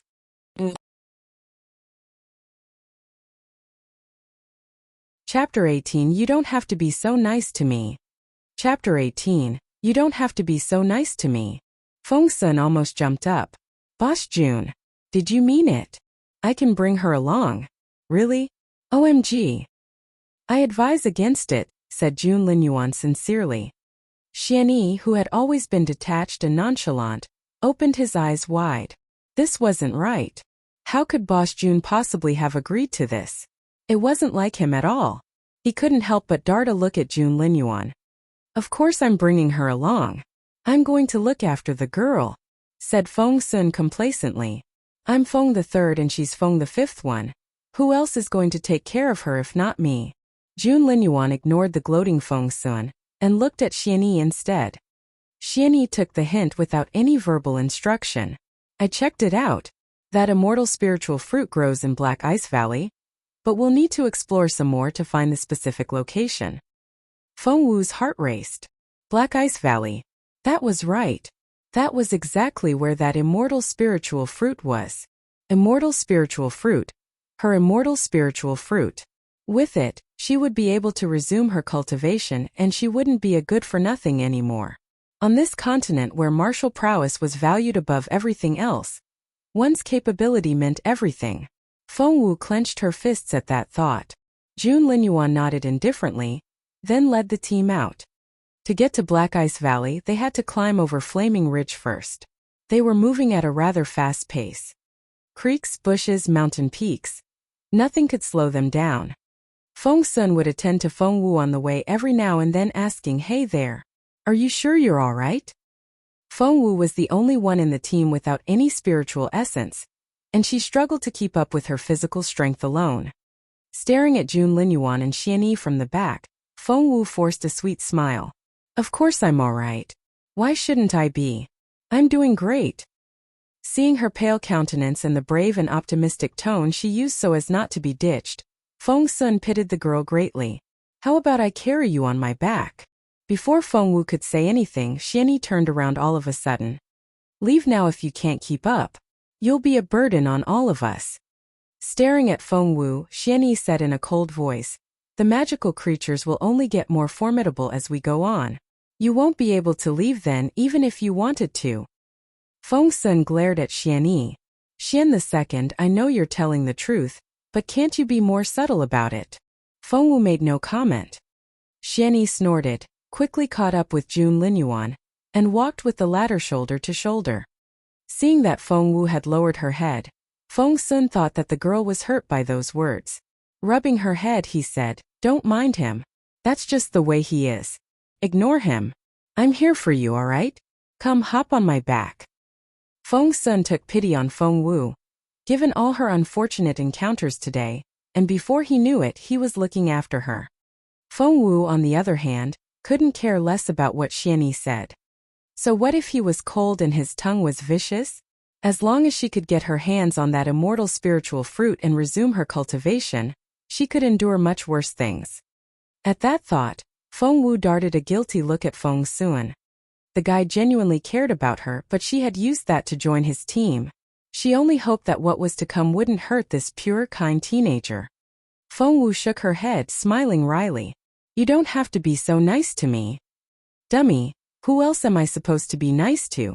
That stupid Xian II? Speaking of which, you really had an awful day today. Feng Sun rubbed Feng Wu's little head again. The team never stopped once for Feng Wu, and it was only when the moon was high above their heads that they made camp.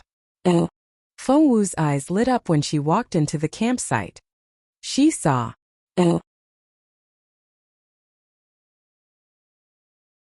Chapter 19 Tough Girl. Chapter 19 Tough Girl. Feng Wu's eyes lit up when she took in the surroundings. Birds flew across the bright blue sky in flocks. The terrain was flatter here and the ground was carpeted by a vast tract of grass that was soft as a cushion. A thin creek flowed slowly through it. On the light green grass, an exquisite soft woolen carpet had been laid out, which looked luxurious and elegant, and had a nomadic feel to it. A quaint wooden dining table had been set up on the carpet. Despite its simple and unsophisticated style, one could tell at first glance that it was made from very expensive material. Fine table mats and tableware had been set out at every seat. Porcelain plates as smooth as white jade, amber-colored tall glasses, and shiny well-polished silverware were laid out. It wasn't difficult to tell that they were taken great care of on a daily basis. In the center of the meadow was an old tree with a trunk wide enough for 3 adults to join hands around. It grew straight up, and a thick branch reached out over the edge of the cliff. However, right on that branch was a small treehouse. From a distance, amidst the mist and fog, the treehouse looked like it was suspended in mid-air, which gave it a quaint yet mysterious look. Feng Wu was immediately taken. This wasn't camping. This was a resort in a remote forest on a mountain. Looking back at her experiences coming in and out of frozen forest, she had never once not scrambled around in the most sorry state. These guys, on the other hand, had turned it into the most enjoyable trip. Just then, a figure in a plain robe appeared from behind the old tree. Feng Wu shifted her gaze to the person. Wasn't that Feng Wen, the steward, who had been with Linyuan, but disappeared halfway? Feng Sun was as cheerful and enthusiastic as ever, and raised a hand to greet the man. Feng, we're exhausted. Luckily you got here first to get everything ready, or we'd be all cold, wet, and hungry. Feng nodded at Feng Sun in a reserved and graceful manner. He then provided Linyuan with a steaming hot white hand towel. Just then, Feng Sun noticed that Feng Wu was limping. He frowned and patted a chair next to him. Get over here. Feng Wu shook her head. The next second, Feng Sun had sat her down in the chair. Crouching down next to Feng Wu, Feng Sun prepared to take off her black calfskin boots. You're limping, you must be hurt. Take these off. Let me check your wounds. Feng Wu cried out as soon as he tried to pull off her boot. She was almost in tears. That hurt a lot. That looked very serious. Feng Sun stopped immediately and frowned. He then glared at Feng Wu and scolded her. Why didn't you say anything when you got hurt? You don't have to keep it to yourself. That looks so painful. Apparently, the soles of her feet were stuck to her boots with blood, and she couldn't take her boots off now that the blood had dried. Feng Wu darted a look at Linyuan. She had used everything she had to join this team for that immortal spiritual fruit, and she wasn't going to be eliminated because she wasn't physically strong enough. Linyuan turned his gaze on Feng Wu at the same moment and their eyes met. Feng Wu was anxious, but Linyuan didn't even seem to see her. His gaze brushed past her like wind over water. Feng Wu's stomach lurched. He wouldn't kick her out now, would he? Hence, she stopped Feng Sun from attempting to remove her boot. I'm fine, really. Don't worry about me. But how could Feng Sun turn a blind eye to Feng Wu? The girl had such bad luck, which had only gone from bad to worse since they met. How tough did she have to be to endure a wound like that?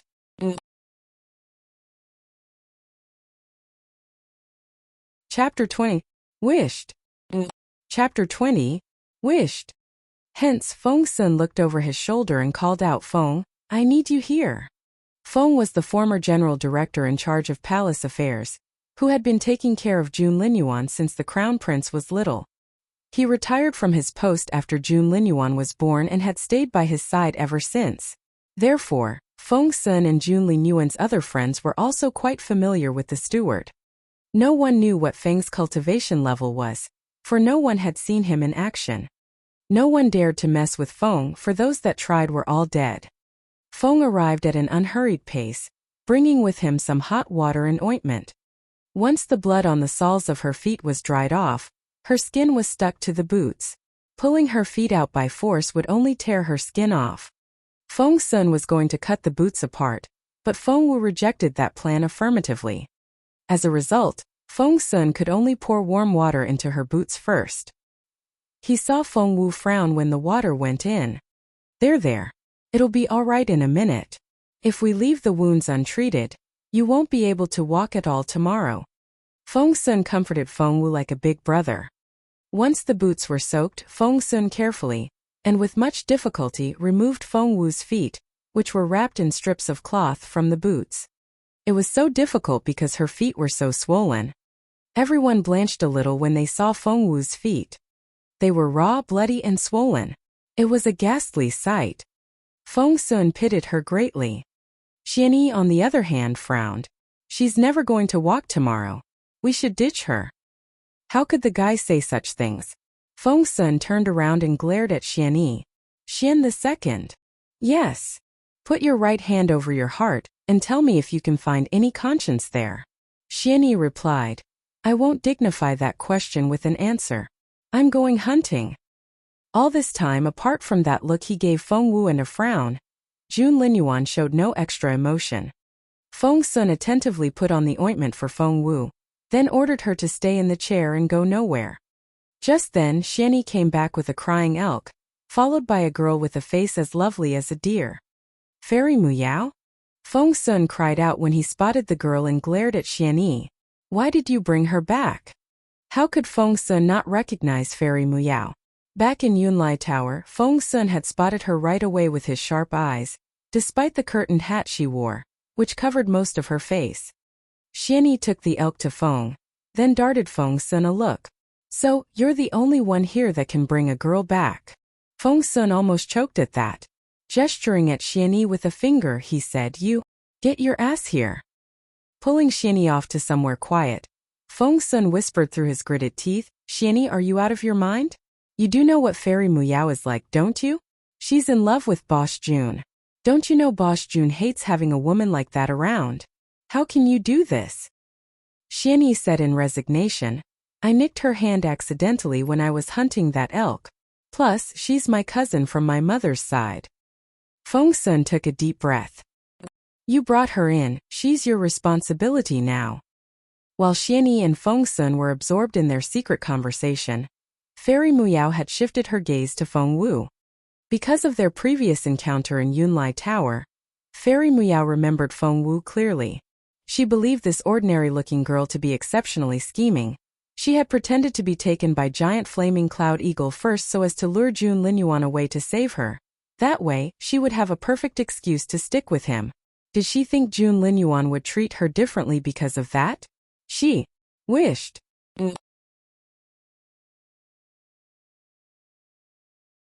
Chapter 21 Zuo Qingluan? Chapter 21 Zuo Qingluan. Fairy Muyao darted a look at Feng Wu with her limpid eyes, and she looked the latter up and down with undisguised contempt. There was no doubt that the fairy didn't like the girl. Linyuan was cultivating in the log cabin, Feng, the steward, was busy preparing dinner, and Feng Sun and Xianyi were engaged in their private conversation. No one was paying attention to the two girls. Hence, Fairy Muyao went up to Feng Wu at an unhurried pace and looked down at her with a condescending attitude. She then bent down and whispered into Feng Wu's ear scornfully, You are hideous. Preoccupied with her immortal spiritual fruit, Feng Wu was startled by Fairy Muyao's voice. She looked up at the fairy's pretty face and asked in bewilderment, Pardon me, what was that? Fairy Muyao smirked and whispered the provocation again. I said, You look hideous. It's not your fault that you were born this ugly, but it is when you flatter yourself. You're too ugly to even be Linyuan's maid. Huh. Feng Wu didn't understand what Muyao was talking about at first. I see. A moment later, Feng Wu finally realized that Fairy Muyao had deemed her a scheming girl who thought too highly of herself. Feng Wu touched her face involuntarily. Before she left home today, Feng Wu had covered her stunning face with a sallow powder and altered the shape of her eyes and nose. Hence, to other people she was just another ordinary girl out here. Muyao was furious at Feng Wu's reaction. She had made it clear already, and the ugly girl didn't even frown.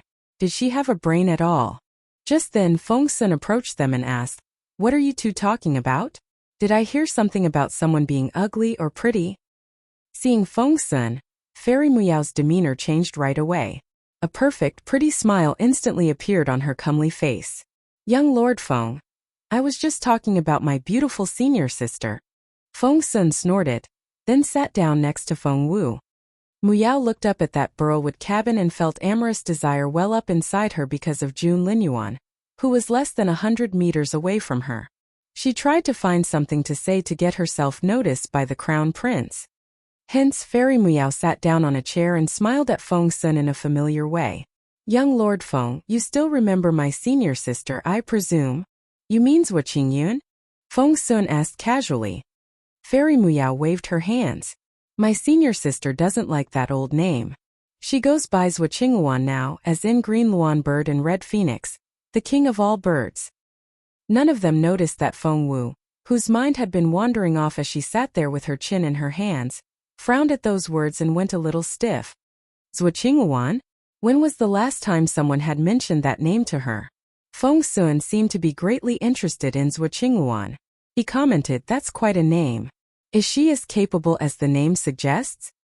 Xianyi also pulled up a chair and sat down at the table across from Fairy Muyao. June Linyuan came out of the log cabin at an unhurried pace at that moment. Feng, who had been waiting for him on one side, pulled up a chair for June Linyuan, then pushed the chair in for him when he sat down. Dinner was then served. Once June Linyuan arrived, he was all that Fairy Muyao could see. She kept her gaze on June Linyuan as if the young man had sucked her soul out of her. Ahem, Feng Sun cleared his throat. Only then did Fairy Muyao come back to herself as she blushed profusely. Embarrassed, she played with a lock of hair by her cheek and said, "Where was I? I believe you were talking about Zuo Qingluan?"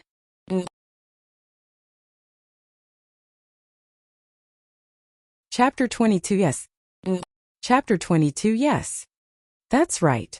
My senior sister's Zuo Qingluan. She's awesome. Fairy Muyao's eyes sparkled with pride at her senior sister's fame. She came to Firmament Palace at 8, entered the Spiritual Master list at 9, and topped that list at 10. She entered the Spiritual Grandmaster list at 11, and was ranked 3rd when she turned 12. She's 13 now, and according to our master, my senior sister will very likely top the Spiritual Grandmaster list this year. Why, that's something. She's catching up to us, said Feng Sun approvingly. The newcomer is coming to the fore. I guess we should work harder now, or she'll get ahead of us one day. Fairy Muyao raised her chin proudly. My master says that senior sisters was the most talented and perceptive pupil she has ever taught. She also says all the time that it was lucky she took senior sisters one back then, not the other one. The other one? Feng Sun asked curiously. Who's that? Fairy Muyao snorted. Who else? Feng Wu, of course. That genius girl of the imperial capital who turned into the good-for-nothing of northern border city. Xianyi frowned and gave Fairy Muyao a quick glance. Fairy Muyao chuckled and asked, I didn't grow up in the imperial capital, and know little about what happened back then. But aren't you guys all from the imperial capital? Didn't you know Feng Wu then? Of course we did, Feng Sun snapped. Speaking of which, little Feng Wu was so beautiful. You could tell she was going to be a beauty even at that age. Her features were so delicate that she looked like an exquisite jade sculpture. Her skin was so fair and smooth. She was wonderful. I wished I could steal her away and dote on her like a big brother. Feng Wu buried her face in her bowl and ate in silence. She didn't hear anything. She couldn't hear anything. Everyone talked about everyone else and were talked about behind their backs in turn. However, it felt so weird to be the topic of conversation when she was still here. Luckily, she was disguised as this ordinary girl, otherwise Sai. Feng Wu tried to change the subject. This roasted leg of that crying elk is so delicious. Feng is such an amazing cook. Aren't you going to try some? And stop gossiping about me already. However, they all ignored her and kept on talking about what they remembered of that little Feng Wu. Fairy Muyao was a little disappointed. Resting her chin in her hands, she turned her pretty eyes to Feng Xuan. Was Feng Wu that pretty when she was little? Do you think she'd be prettier than me now? Fairy Muyao was very confident in her good looks. As the sacred lady of Firmament Palace, she was known to be second only to Zuo Qingluan, the goddess of the palace, in appearance. Feng Xuan glanced at Fairy Muyao, then arched an eyebrow mischievously. Do you really want to know? Yes. Young lord, please tell me the truth. Fairy Muyao said earnestly. Her bright eyes were wide open as she waited for Feng Xuan's compliments. Feng Xuan thought, well, as you wish. I don't know if Feng Wu is still as pretty as she used to be, but judging from her good looks back then, you still have a long way to go to even qualify to be her maid, said Feng Xuan, shaking his head. He remembered that Feng Wu used to have a young maid who was a little beauty as well. You! Muyao was furious. The rims of her eyes turned red and she almost burst into tears. Feng Xuan didn't expect her to cry so easily and looked frightened. Hey, I only told you the truth because you asked for it. I wasn't lying. Ask your cousin if you don't believe me. Xianyi, say something. Tell her how pretty little Feng Wu was. Wait, Xian the second, I remember that you used to compliment her saying that she was going to be a beauty, didn't you? Feng Wu drew in her breath. How come you people are so gossipy? Those words coming from that poker-faced teenager? That was. Yes. Xianyi nodded.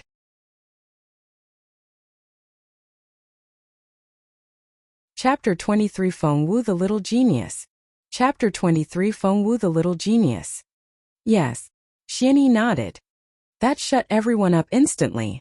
Linyuan went on eating gracefully, but he took the time to give Xianyi a long look and frowned a little. Fairy Muyao glared at Xianyi. She wanted to cry but no tears would come. As if what young Lord Feng said wasn't enough, you, my cousin, are doing this to me as well. Sob.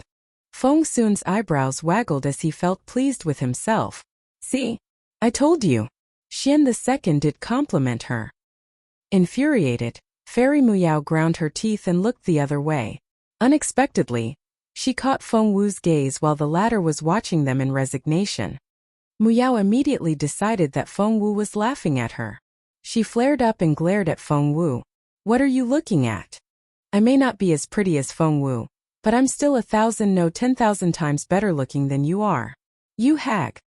Gnawing on a bone, Feng Wu watched in resignation as Fairy Muyao vented her rage. Feng Wu was speechless. What had she done now? Feng Xuan took pity on Feng Wu, who looked so innocent. He cast a stern look at Fairy Muyao and said, That's a personal attack.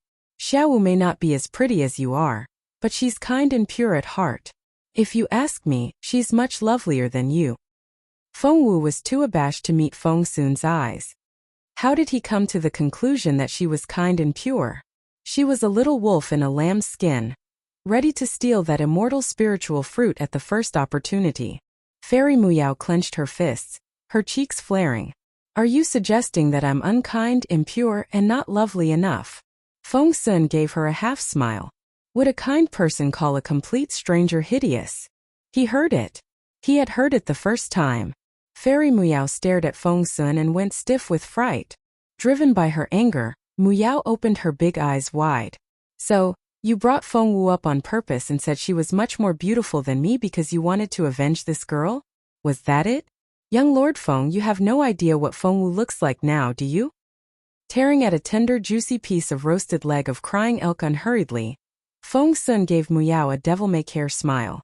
Her mother was the most beautiful woman of the Junwu Empire of her time. How much worse can she be?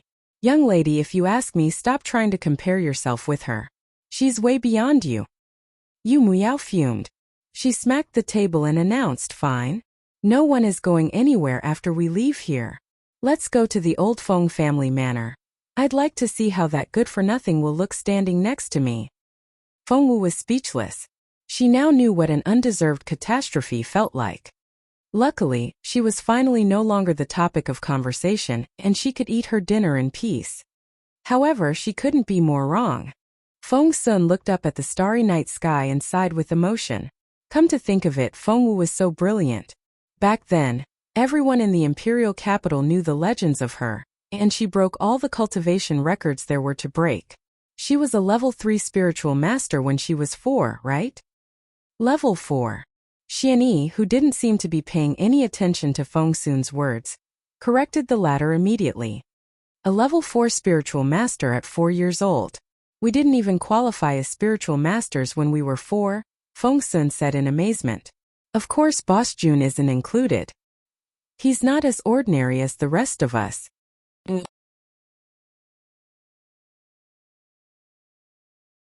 Chapter 24 Brother Feng Sun.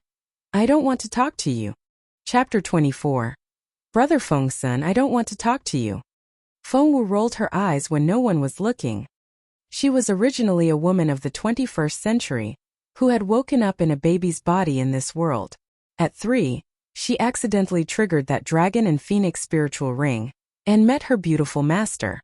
Zuo Qingluan and the people behind her set Feng Wu up when she was 8, and her true phoenix blood was destroyed.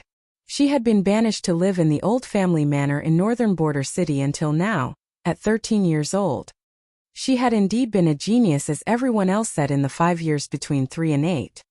There were 9 spiritual master levels, and many got stuck at this cultivation stage for the rest of their lives without breaking through.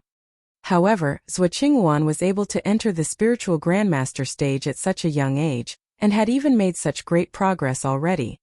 Feng Wu, on the other hand, wasn't even a level 1 spiritual master yet. At that thought, Feng Wu suddenly lost her appetite. You were no match for her back then, Feng Sun teased Xianyi. I can still recall your sulky face after losing to Feng Wu back then. You would wait for her outside her house with a sword every day and challenge her to a fight, but she was so aloof that she didn't even remember you. The first question she asked was, who are you and what are you doing here? Ha ha ha. Xianyi looked at Feng Sun in resignation, then turned his head the other way. That guy and his big mouth. Feng Wu looked at Xianyi with wide eyes. She said that? Why couldn't she remember any of it at all? But she supposed she could have said that, for she had been so busy back then. Apart from her daily cultivation tasks, she had had so much more to learn. Inscriptions, spiritual formation, carving, painting, music, language, history, geography, and intricate and obscure medical knowledge. Her beautiful master was a perfectionist, and little Feng Wu took classes almost 24/7 with barely any breaks in between. She got up earlier than the birds and went to bed after the pigs went to sleep. She was exhausted at the end of the day and would fall asleep as soon as her head hit the pillow. Thankfully, she had her training as a top-secret agent in her former life, which had tempered her stamina and endurance through countless battles. Otherwise she would never have been able to keep up with such a schedule. But she wasn't aloof or haughty at all. She was just very, very busy. Hence, Feng Wu made an attempt to vindicate herself. This Feng Wu you're talking about, could she be that aloof? Maybe she was just too busy to. No, she wasn't. Feng Sun said affirmatively. What else did she have to do apart from cultivate? She just had this deadpan face and kept her distance from everyone. Feng Wu didn't know what to say. Brother Feng Sun, I don't want to talk to you anymore. Feng Sun loved noise and excitement. He was the type that could liven up a party all by himself. Since Feng Wu wouldn't talk to him, he went back to gossiping with Xianyi. Xianyi, you had a crush on Feng Wu back then, didn't you? Or why would you wait outside her door and run after her all the time? Before Xianyi could deny it, Feng Sun arched his eyebrow, sounding cheerful and confident. Too bad Feng Sun didn't like you. She was in love with Boss Jun. Feng Wu was sipping her tea, and she spat it out at those words. Cough, cough, cough. Feng Wu thought she was going to cough her lungs out. WTF? Since when was she in love with Jun Linyuan? She had only been 8 years old, for Christ's sake. What did kids of that age know about love? What Feng Sun said was pure slander. Feng Sun took out a white silk handkerchief in a hurry and dried the water on Feng Wu's face for her. He scolded her as he wiped her face. I was talking about Feng Wu, the girl in love with Boss Jun, not you. Why are you being so fidgety? Feng Wu was shouting at the top of her lungs in her head. But I am Feng Wu.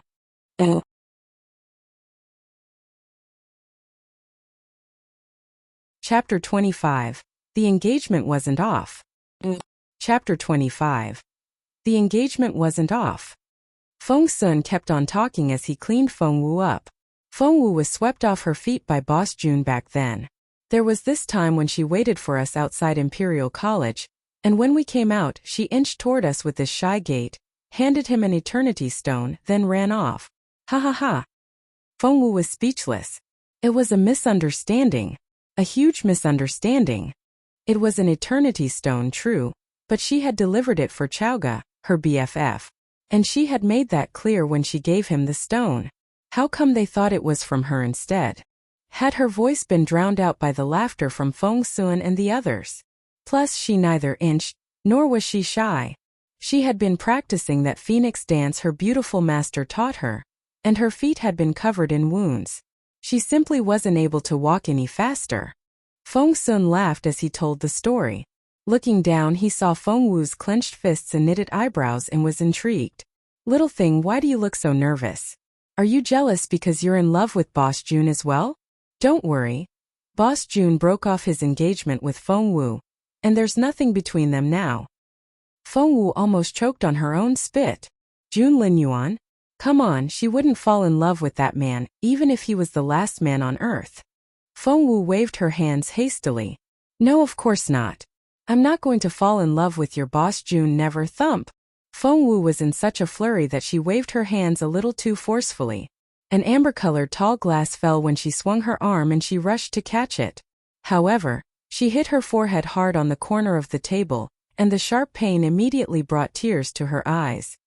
It all happened so fast that no one had time to react. Feng Sun was speechless. Xianyi's mouth fell open. And so did Muyao's. Jun Linyuan looked up, his chiseled face as handsome and inscrutable as ever. He then said in an impassive tone, I didn't. Everyone needed a moment to digest that piece of information. All of a sudden, Feng Sun smacked the table and stared at Jun Linyuan. Boss Jun, what did you just say? You didn't. As in, you're still engaged to Feng Wu. Jun Linyuan nodded. That can't be. Feng Sun's attention was immediately drawn by the subject. How is that possible? Didn't you break off the engagement back then? I didn't sign it. Jun Linyuan's eyes were as clear and brooding as deep pools and his voice didn't betray any emotion. As always, he gave off this majestic, stately and detached air. Feng Wu was utterly baffled. He didn't sign the paper to break off their engagement? What was that supposed to mean? So she was still Jun Linyuan's fiancé? Shit. No. Feng Wu opened her eyes wide in surprise and she had to fight back her impulse to go up to Jun Linyuan, grab him by his collar, and shake him violently for an explanation. Feng Sun was exhilarated. So you didn't sign it at the last minute? Wow. Feng Sun looked like he had just discovered the new land. He smacked the table again. Boss Jun, don't tell me that you're secretly in love with Feng Wu. Did you refuse to sign it because of that? Did you? Gosh. How could I miss that? You and Feng Wu. Xianyi stared at Jun Linyuan with wide-open eyes. So did Fairy Muyao. Fairy Muyao seemed to wake up from a dream and cried out, That's impossible. His Royal Highness can't be in love with Feng Wu. She's useless now.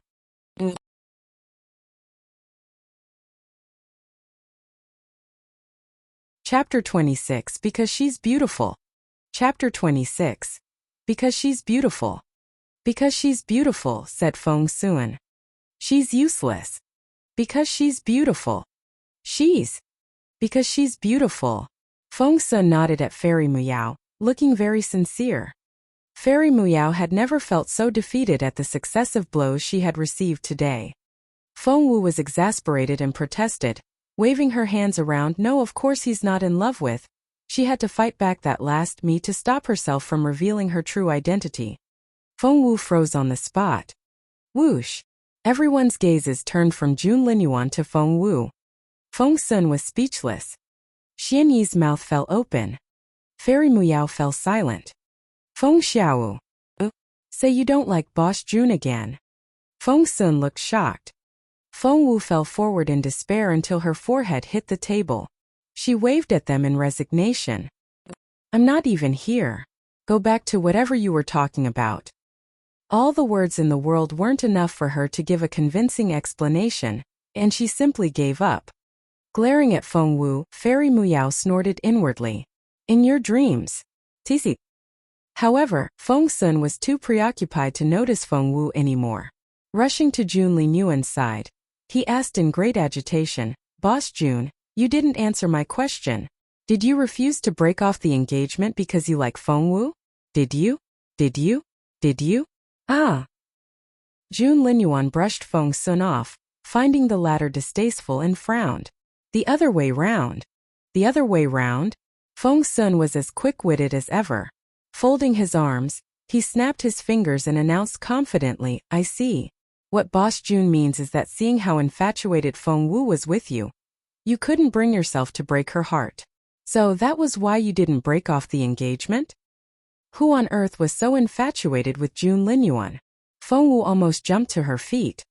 However, to Feng Wu's utter disbelief, that born ruler and the majestic crown prince replied with a non-committal He gave a How could he? Feng Wu opened her eyes so wide that her eyeballs could have fallen out. What was that reply supposed to mean? Beside her, Fairy Muyao couldn't take it anymore. Biting her lip, she asked, but why didn't you do it? Feng Wu is useless now. She can't cultivate anymore, and will remain a mortal woman. She will grow old like they all do, and in a few decades she'll be all white-haired and wrinkled. Your Royal Highness, she doesn't deserve someone as godlike as you. Those words brought silence to the table. Feng Sun said in a forlorn voice, Feng Wu became Failure Wu when she was only 8, right? What a pity. Feng Wu glared at Feng Sun. Failure Wu? Failure? That was such an awful nickname. Feng Sun had no idea that the girl in question was sitting right across the table, and was venting her anger inwardly. He was at a loss at the dirty look Feng Wu gave him. Fairy Muyao smirked. The Feng family pushed their daughter too far until Feng Wu's cultivation went awry. Her true phoenix blood exploded, turning her into a good-for-nothing that can't cultivate anymore. Who else could they blame but Feng Wu herself? She was too greedy. Feng Wu clenched her fists and smirked inwardly. So that was the rumor the Zuo family spread. Pushed her too far? Cultivation gone awry? Her greed leading to her true phoenix blood exploding? Ha!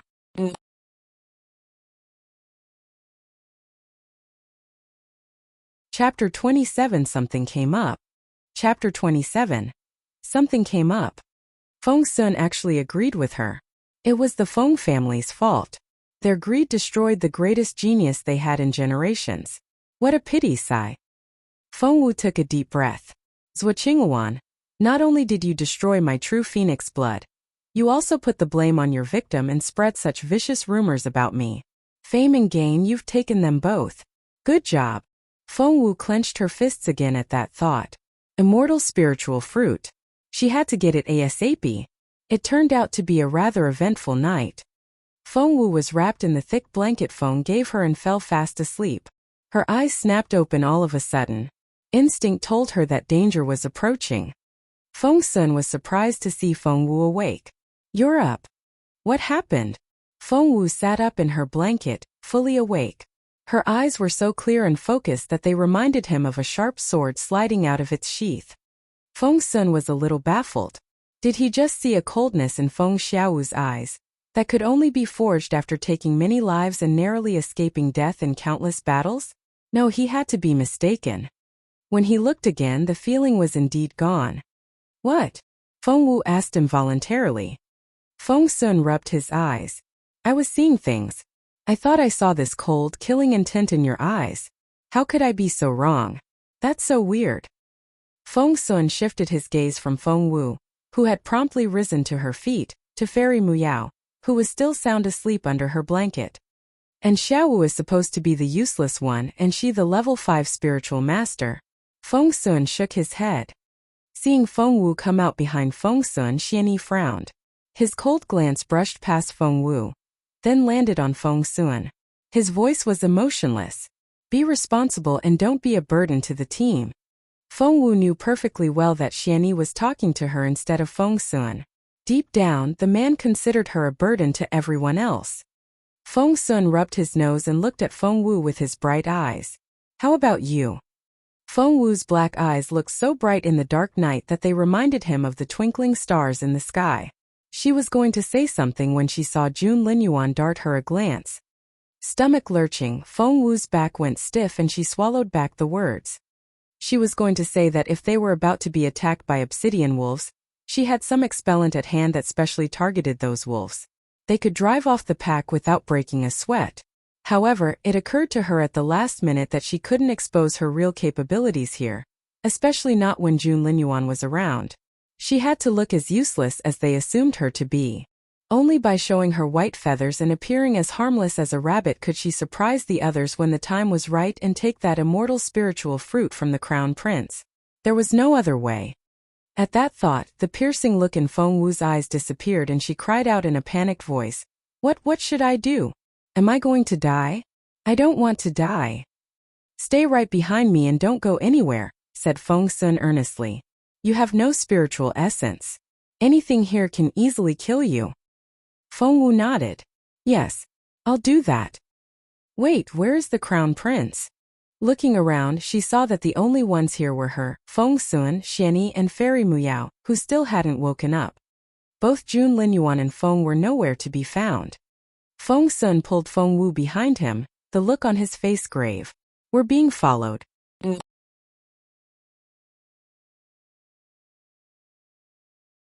Chapter 28 Die. Chapter 28 Die. Feng Wu asked curiously, being followed? Someone is actually bold enough to follow the crown prince here in Zhenwu Empire territory? Do they have a death wish or something? Had they forgotten who Jun Linyuan was? As the crown prince of the empire, he was one of the most powerful men in this land and his wrath could set the sky on fire.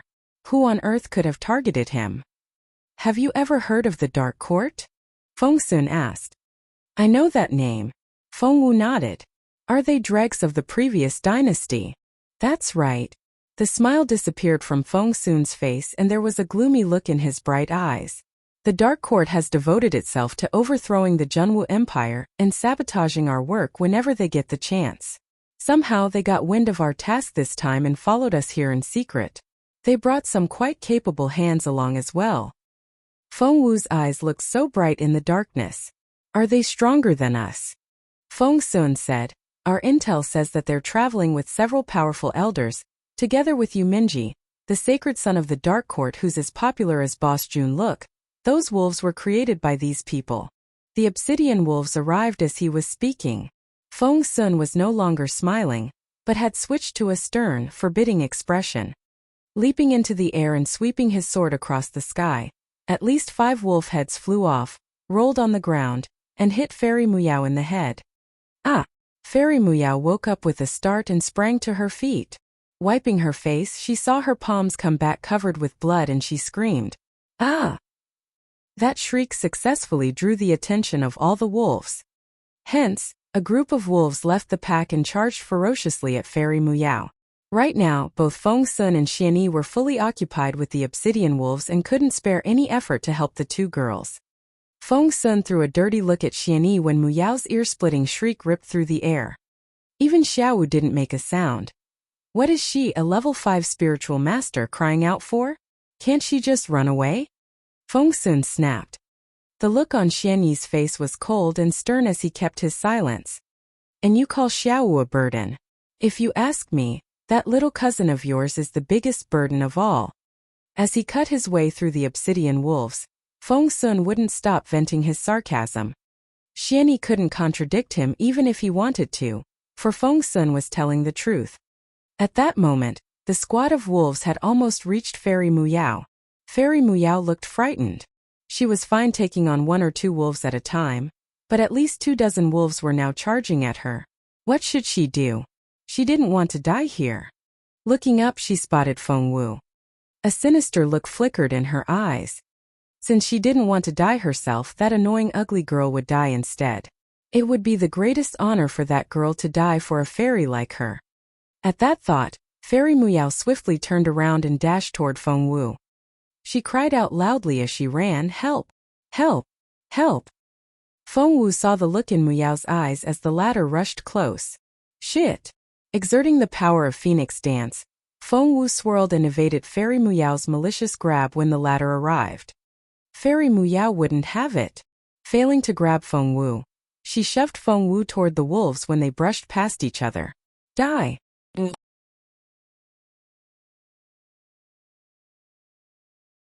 Chapter 29. Why didn't they bite her? Chapter 29. Why didn't they bite her? However, Fairy Muyao didn't expect what happened next.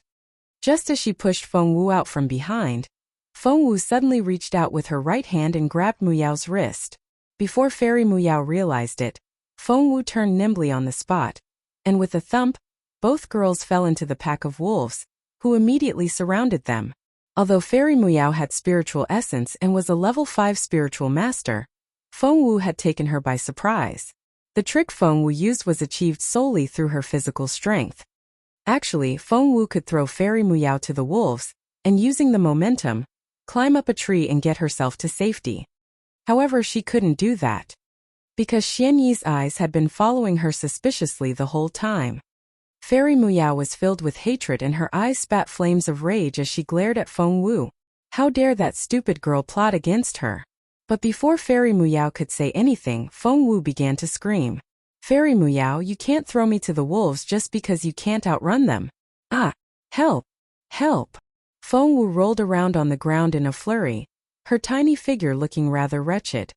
Fairy Muyao tried to retort, but she had no time to do that, for all the wolves were charging at her now.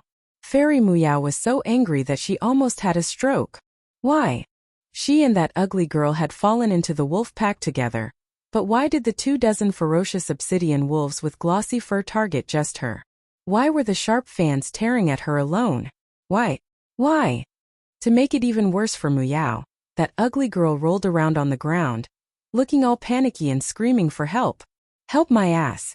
You're surrounded by wolves all right, but no wolf is attacking you. They're all on me. Fairy Muyao wanted to cry. Why? Feng Wu knew perfectly well why. It was because of that obsidian wolf expellant she carried. Before she fell into the wolves, she had rubbed the expellant all over her arms. It had a smell that repulsed obsidian wolves, and they wouldn't get anywhere close to Feng Wu. But Fairy Muyao knew none of that. She was driven insane by the wolves. Her clothes were in shreds, her legs were scratched, and her disheveled hair made her look like a crazy woman. She wailed as she struggled to fend off the fangs of the obsidian wolves. Why are you all biting me? Why don't you bite her? Why? Sob. By now Feng Sun and Xianyi had killed most of the obsidian wolves. Seeing that they weren't getting anywhere, the remaining obsidian wolves fled. Are you all right?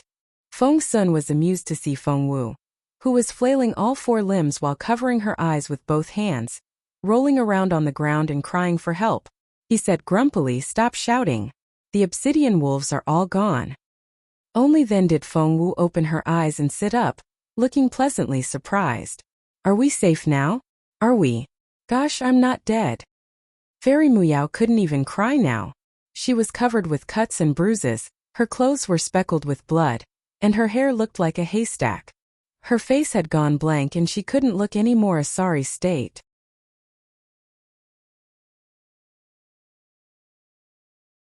Chapter 30. She's lying. Chapter 30.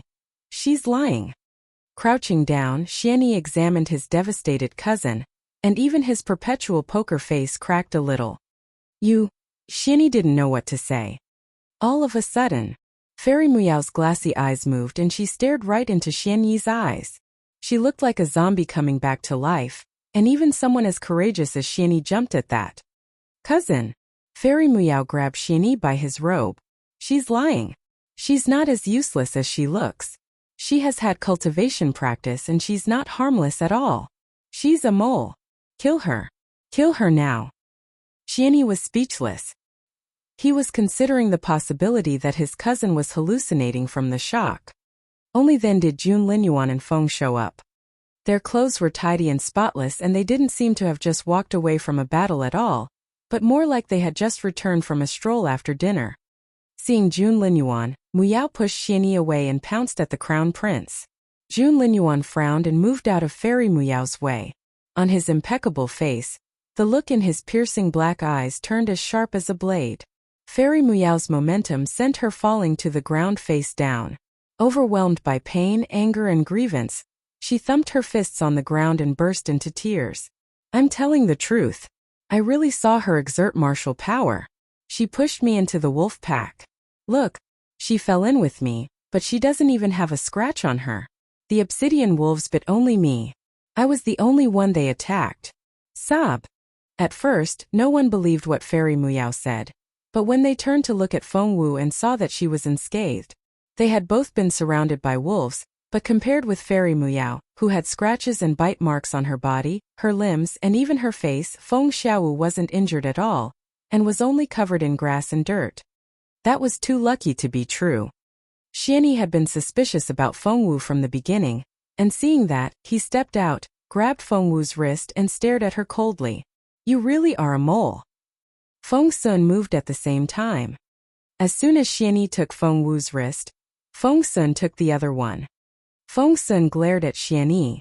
What do you think you're doing? Xiaowu doesn't know any cultivation. Your grip is so tight you'll hurt her. Feng Wu was touched and turned to look at Feng Sun involuntarily. In a moment like this, he was still concerned over her well-being, instead of the possibility that she might be a mole. Hadn't she told him that he shouldn't be this nice to her? Young Lord Feng, stop protecting her. She pushed me to the wolves and she tried to kill me. She's so evil. Fairy Muyao ran up to them and yelled. Feng Wu smiled and turned her bright eyes on Fairy Muyao. I pushed you to the wolves? Fairy Muyao, there's a witness everywhere. And you should always tell the truth. Those who invert justice will be struck by lightning. Xianyi kept his cold gaze on Feng Wu and tightened his grip. Feng Wu grunted in pain. Blue veins popped on Feng Sun's forehead, and he was going to lash out when an indifferent voice spoke behind them. Let go of her.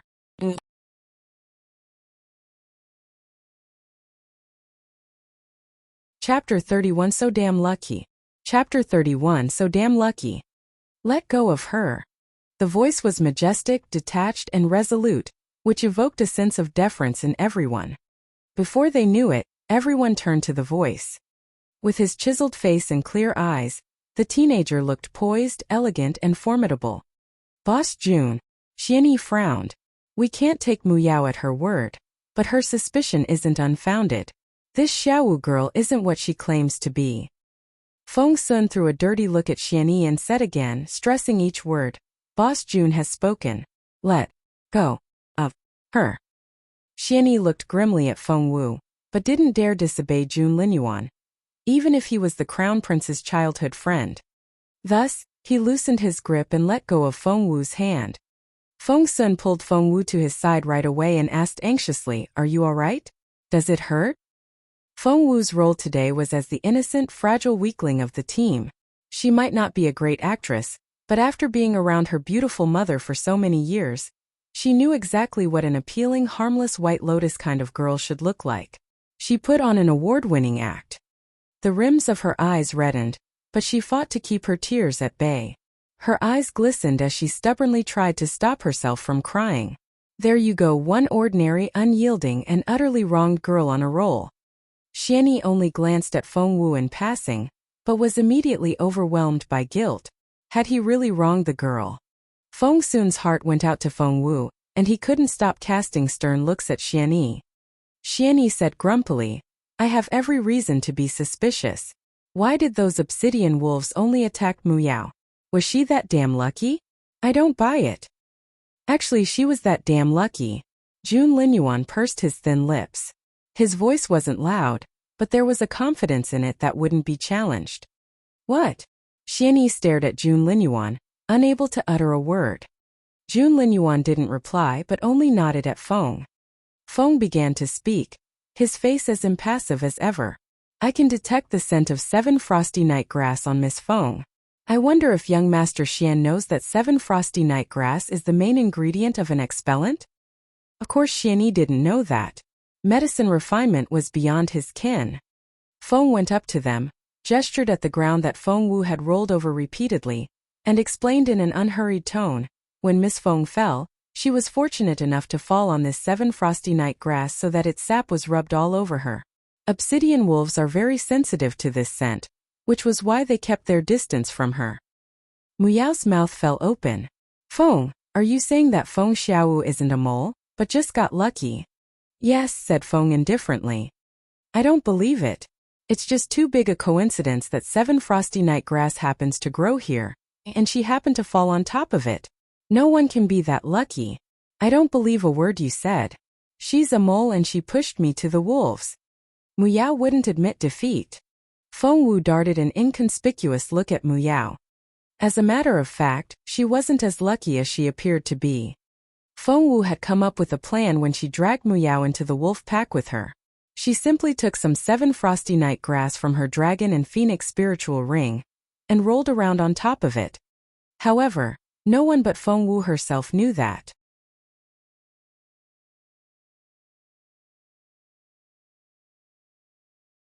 Chapter 32 She'll Come Back. Chapter 32, She'll Come Back. Keeping his cold gaze on Muyao, Feng walked to a spot a short distance away. Feng Wu's stomach lurched. Feng had stopped on the exact spot where she had dragged Muyao into the wolf pack. Feng remained poised. He looked like he could see through everything in the world, and nothing could evoke any emotion in him. In an impassive voice, he began to speak. Here we can see 2 sets of footprints. I'll call Miss Mu's footprint 1 and Miss Feng's footprint 2. The 4-foot indents in this line of footprint 1 are deeper than at the heel. Obviously, Miss Mu was dashing forward. Then please look here at footprint 2. It is evident that Miss Mu charged at Miss Feng and tried to drag her into the wolf pack, but Miss Feng dodged. Miss Mu then tried a second time to push Miss Feng to the wolves. Keeping his eyes on the footprints, Feng described the events in a calm voice, as if he had seen it with his own eyes. Feng Wu's pupils contracted a little as she looked at Feng attentively. She had known all along that Linyuan was someone she should keep her distance from, but little did she know that even his steward was this formidable. She had to be extra careful from now on.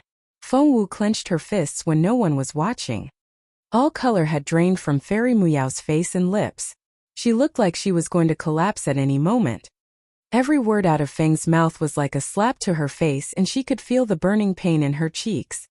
Looking up, Fairy Muyao saw Linyuan's nonchalant, stunning face, the undisguised disappointment in her cousin Xianyi's eyes, Feng Sun's anger, and Feng Wu. Ah! Fairy Muyao snapped. Holding her head in her hands, she screamed, "All right. Feng was right. I tried to throw Feng Xiaowu into the wolf pack on purpose, but I was just probing her. I had my suspicions." Shut up. Even Xianyi couldn't stand Fairy Muyao anymore. Cousin, even you won't believe me now? You'll regret this. You will. After making such a humiliating gaffe in front of the young man she idolized, Fairy Muyao couldn't bring herself to stay here anymore. Her pride simply wouldn't allow it. Burying her face in her hands, she ran away, still howling. Feng Sun darted a look at Xianyi. Aren't you going to bring her back? Xianyi looked conflicted and frowned. Linyuan, who had always been reticent, spoke at that moment. She'll come back. Everyone stared at Linyuan in disbelief. Feng Sun rubbed his nose. I think that if she has any pride at all, she won't show up in front of us for a very long time. Linyuan didn't argue, but only stood there with his hands behind his back and his robe flapping in the wind. He had a well-defined profile and a beautiful face. Standing there, he looked eminently above everyone else. There was something utterly unpredictable about him. It was impossible to tell what his next move would be. Feng Wu couldn't figure out why Linyuan was so sure that Muyao would return to them on her own. She soon knew why. Just when they were ready to move out, a flustered voice rang out in the distance and drew nearer. Help! Help! Help! Fairy Muyao was running toward them as fast as she could, followed by a dense horde of obsidian wolves. They numbered at least 100 times more than before.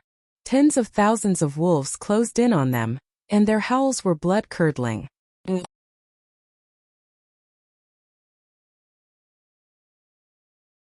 Chapter 33 Linyuan demonstrates his prowess. Chapter 33 Linyuan demonstrates his prowess. Strong obsidian wolves appeared one after another in the darkness, their glowing green eyes giving one the creeps. How can there be so many of them? Even Feng jumped at the sight.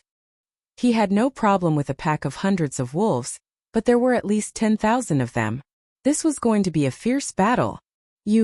Feng turned around to look at Feng Wu, his expression grave. This will be much more serious than earlier. Don't wander off and stay behind me, okay? Feng Wu had never seen such a serious look on Feng Sun's face. Tens of thousands of obsidian wolves. Feng Wu smiled wryly. Her expellant would be good for nothing now. They really were in trouble this time. Xianyi frowned. How come there are so many of them? From the looks of it, they're all in a berserk state as well? Linyuan narrowed his eyes, which flickered dangerously.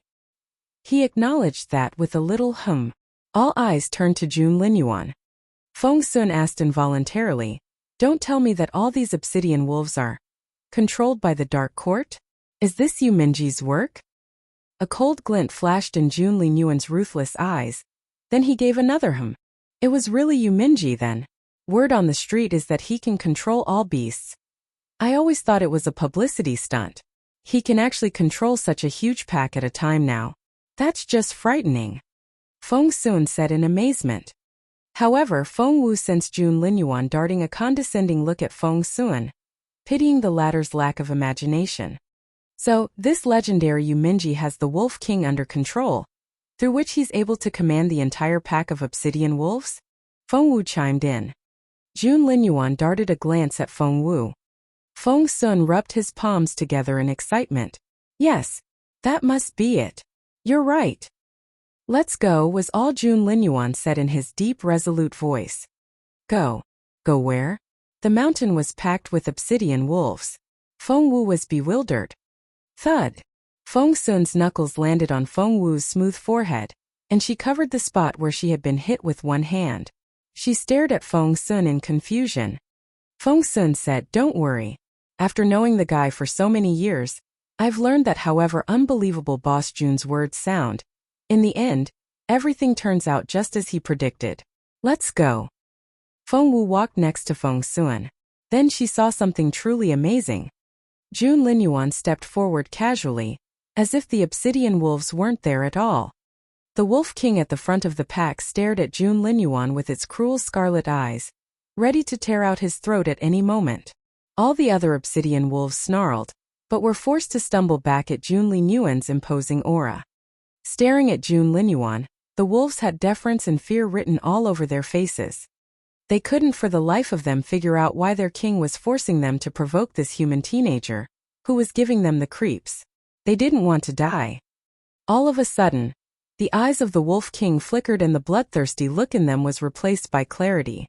The Wolf King's howl resonated in the silent night. Aru!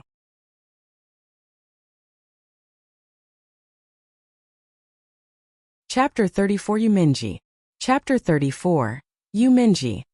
The pack of obsidian wolves stirred. The next moment they turned around and fled in every direction. Feng Sun, who had been ready for a bloody battle, was speechless. At the same moment Mingye, who was already in Black Ice Valley, felt something rush up his throat before blood trickled out from the corner of his mouth. Hey Linyuan, I see you've figured out how to counteract my beast controlling method and turn the spell I cast back on me. The Crown Prince is indeed as formidable as they say. With a straw sticking out of his mouth, Mingye smirked cockily. A complacent look flickered in his eyes as he turned his gaze to an indistinct dot of light up on the cliff. Too bad you're late, and that immortal spiritual fruit is meant to be mine. At those words Mingye grabbed the stone wall with both hands and dashed up the cliff, soon disappearing into the night sky. Meanwhile, Linyuan's team was still hurrying along on their journey in the dark. The more Feng Sun thought about it, the more worried he became. Rushing to Linyuan's side, he asked, "Boss Jun, what are we looking at now? Please don't tell me that Mingye has reached Black Ice Valley already." Linyuan replied in an unwavering tone, "Yes." "Are you kidding me?" Feng Sun nearly jumped into the air. "He's there already. Boss, Black Ice Valley is where that immortal spiritual fruit is. Aren't you worried that he'll take the fruit first? How can you stay this calm?"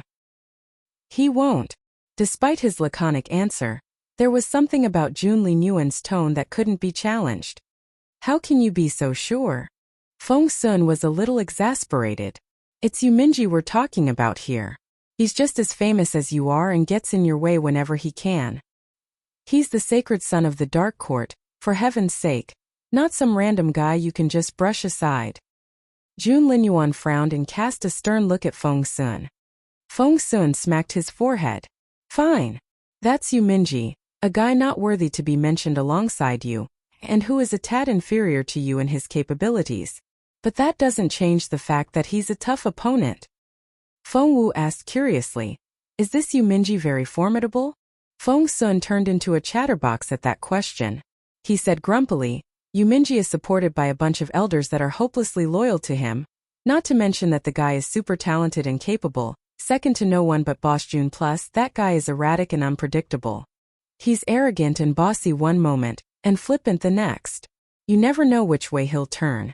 Worst of all, you Mingye will get in our way whenever Boss Jun tries to do something important. The immortal spiritual fruit this time, for instance, is useless to him, but he just has to sabotage our task because Boss Jun needs it.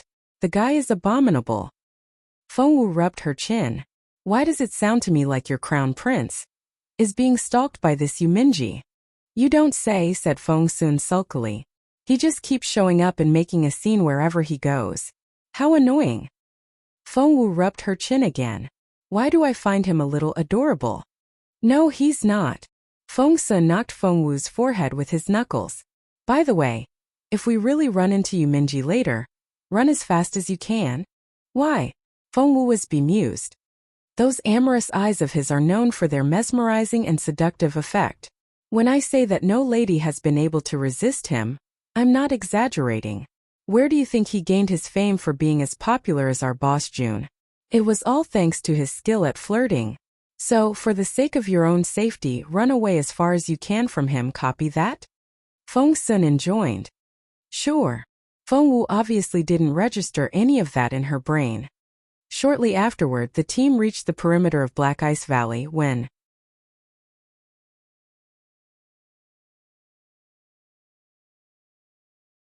Chapter 35 Immortal Spiritual Fruit. Chapter 35 Immortal Spiritual Fruit. In Black Ice Valley. Although it was deep into the night, the valley was brightly lit by countless torches, which turned it as bright as during the day. However, there was no one around. The silence was unnerving. Feng Wu scanned the area with her eyes, but saw nothing out of the ordinary. Look there. Feng Sun raised his eyebrows and looked pleasantly surprised. Following his finger, they saw a flickering dot of light up on the high cliff. Without a doubt it was Immortal Spiritual Fruit. Xianyi cried out. The fruit that shines like a star at night. Yes, that's right. Feng Sun was so excited that he almost jumped up. Ha ha ha. That spot is where the fruit grows. If we've guessed right, that flash of light is our immortal spiritual fruit. But what's going on here? Xianyi frowned a little. The place looks ransacked. It must have been quite the battle. At that very moment, Feng Wu's unblinking bright eyes were fixed on that towering cliff and the dot of light on it. They were right. That was exactly where that immortal spiritual fruit was. Feng Wu had kept a close watch on that immortal spiritual fruit for the past few years, for once she obtained it, she would be able to refine the 9 transformation spirit restoration pill, and with the pill, she would be able to resume her cultivation. Resume her cultivation? She would be that genius teenage girl again. The temptation was so great that she could hardly stand still. Eyes shining, she clenched her fists under her long sleeves. The next moment, Feng Wu realized that something wasn't right. Based on her past observations, a formidable blood-curdling sacred emerald python always hovered around the fruit. All her attempts to get closer to the fruit were rendered futile by the bone-chilling energy the python gave off. There was nothing she could do about it. However, she neither saw the python nor sensed its energy now, which was rather unusual. Jun Linyuan's thin lips moved and he said quietly, "The guy isn't completely useless." What? Feng Sun was bewildered at first, but soon, his eyes lit up. Boss Jun, this is your doing, isn't it? You set you Mingye up again. That sacred emerald python was lured away by his elders, wasn't it? Jun Linyuan gave another indifferent, Feng Sun couldn't help but pity Mingye a little in her head. That teenager had fallen into Boss Jun's trap every single time, but he just kept coming back for more. Feng Sun said, "This is strange. If Mingye's people have lured that python away, why hasn't he taken the fruit already?" The tiniest smile emerged on Jun Linyuan's charming face, but he didn't say a word. The next second, Jun Linyuan leapt up, stepped on the cliff wall, and swiftly dashed upward. In a matter of seconds he was a long way off the ground already. Feng Sun watched enviously. He then exchanged looks with Xianyi and said, "Let's go." After that, both guys kicked the cliff wall with the tips of their feet and they were off like shooting arrows. They were so quick. Feng Wu kept her unblinking gaze on the three teenagers, who were getting smaller and smaller in her sight. Her eyes twinkled in excitement and she clenched her fists tight. Immortal spiritual fruit. It was her immortal spiritual fruit.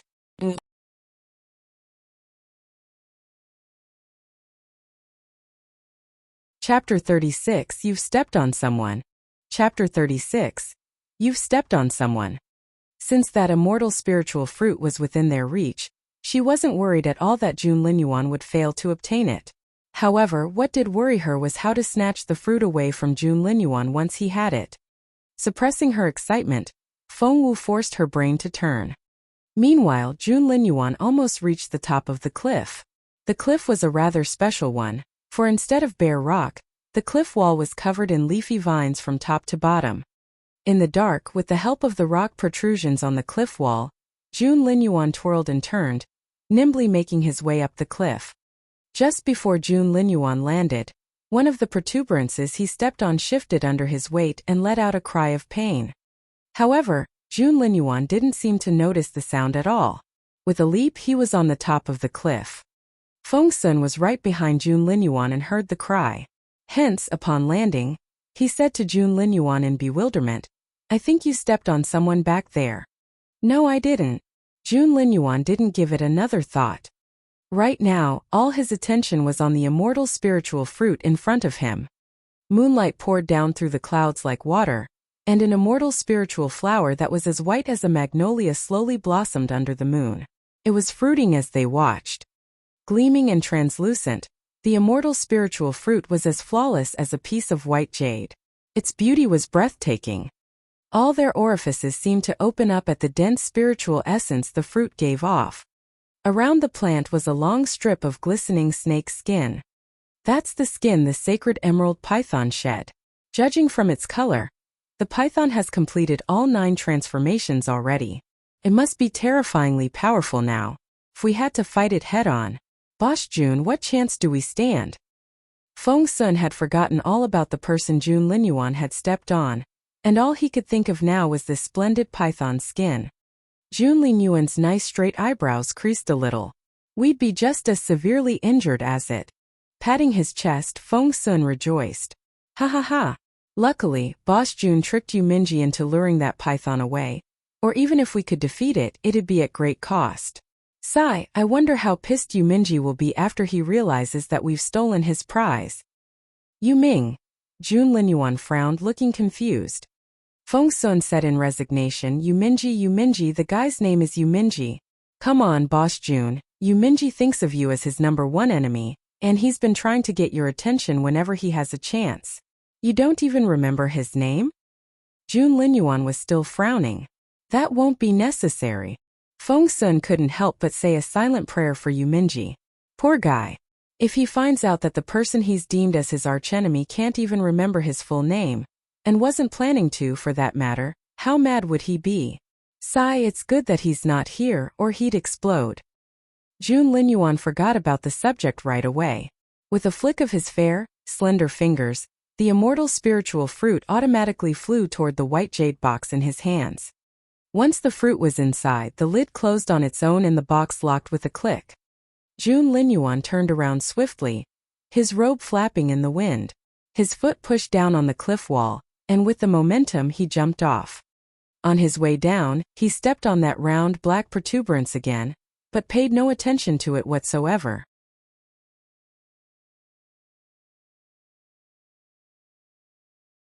Chapter 37 The Miserable Teenager. Chapter 37 The Miserable Teenager. At the same time, Feng Wu and Fairy Muyao were left behind on the ground. As for Feng, needless to say, he went wherever Jun Linyuan went. Watching Jun Linyuan turn in the air as he descended the cliff, Feng Wu's gaze instantly shifted to the white jade box in his hand. Immortal spiritual fruit. Immortal spiritual fruit. The fruit that would enable her to cultivate again. Ah!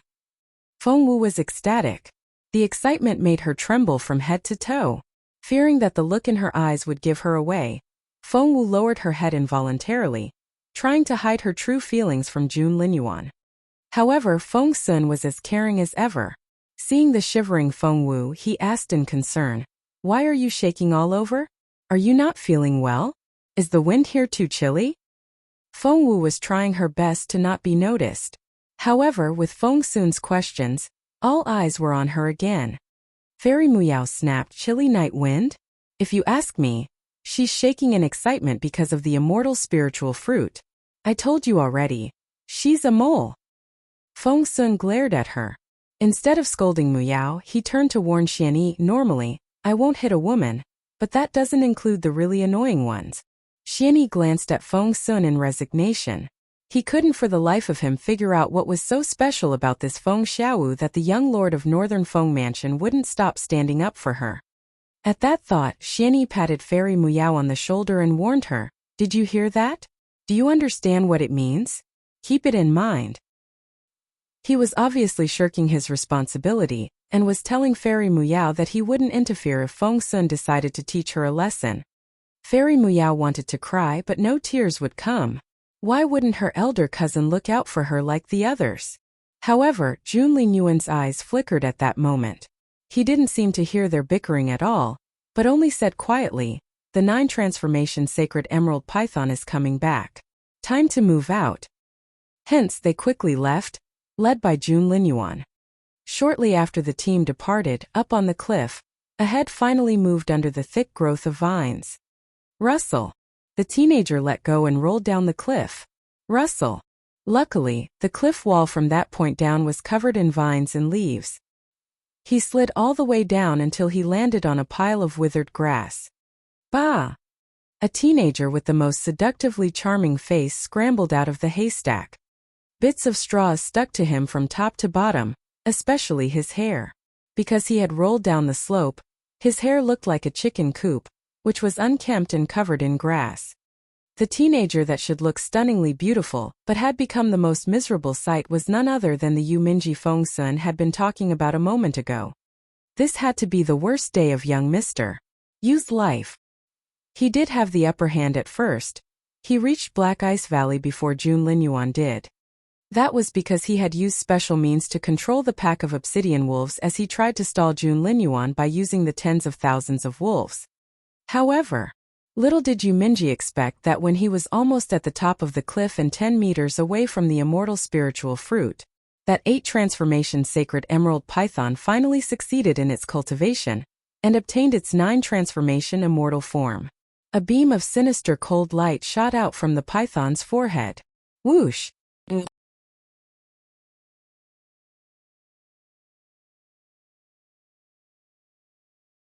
Chapter 38. I'm Mingye. Chapter 38. I'm Mingye.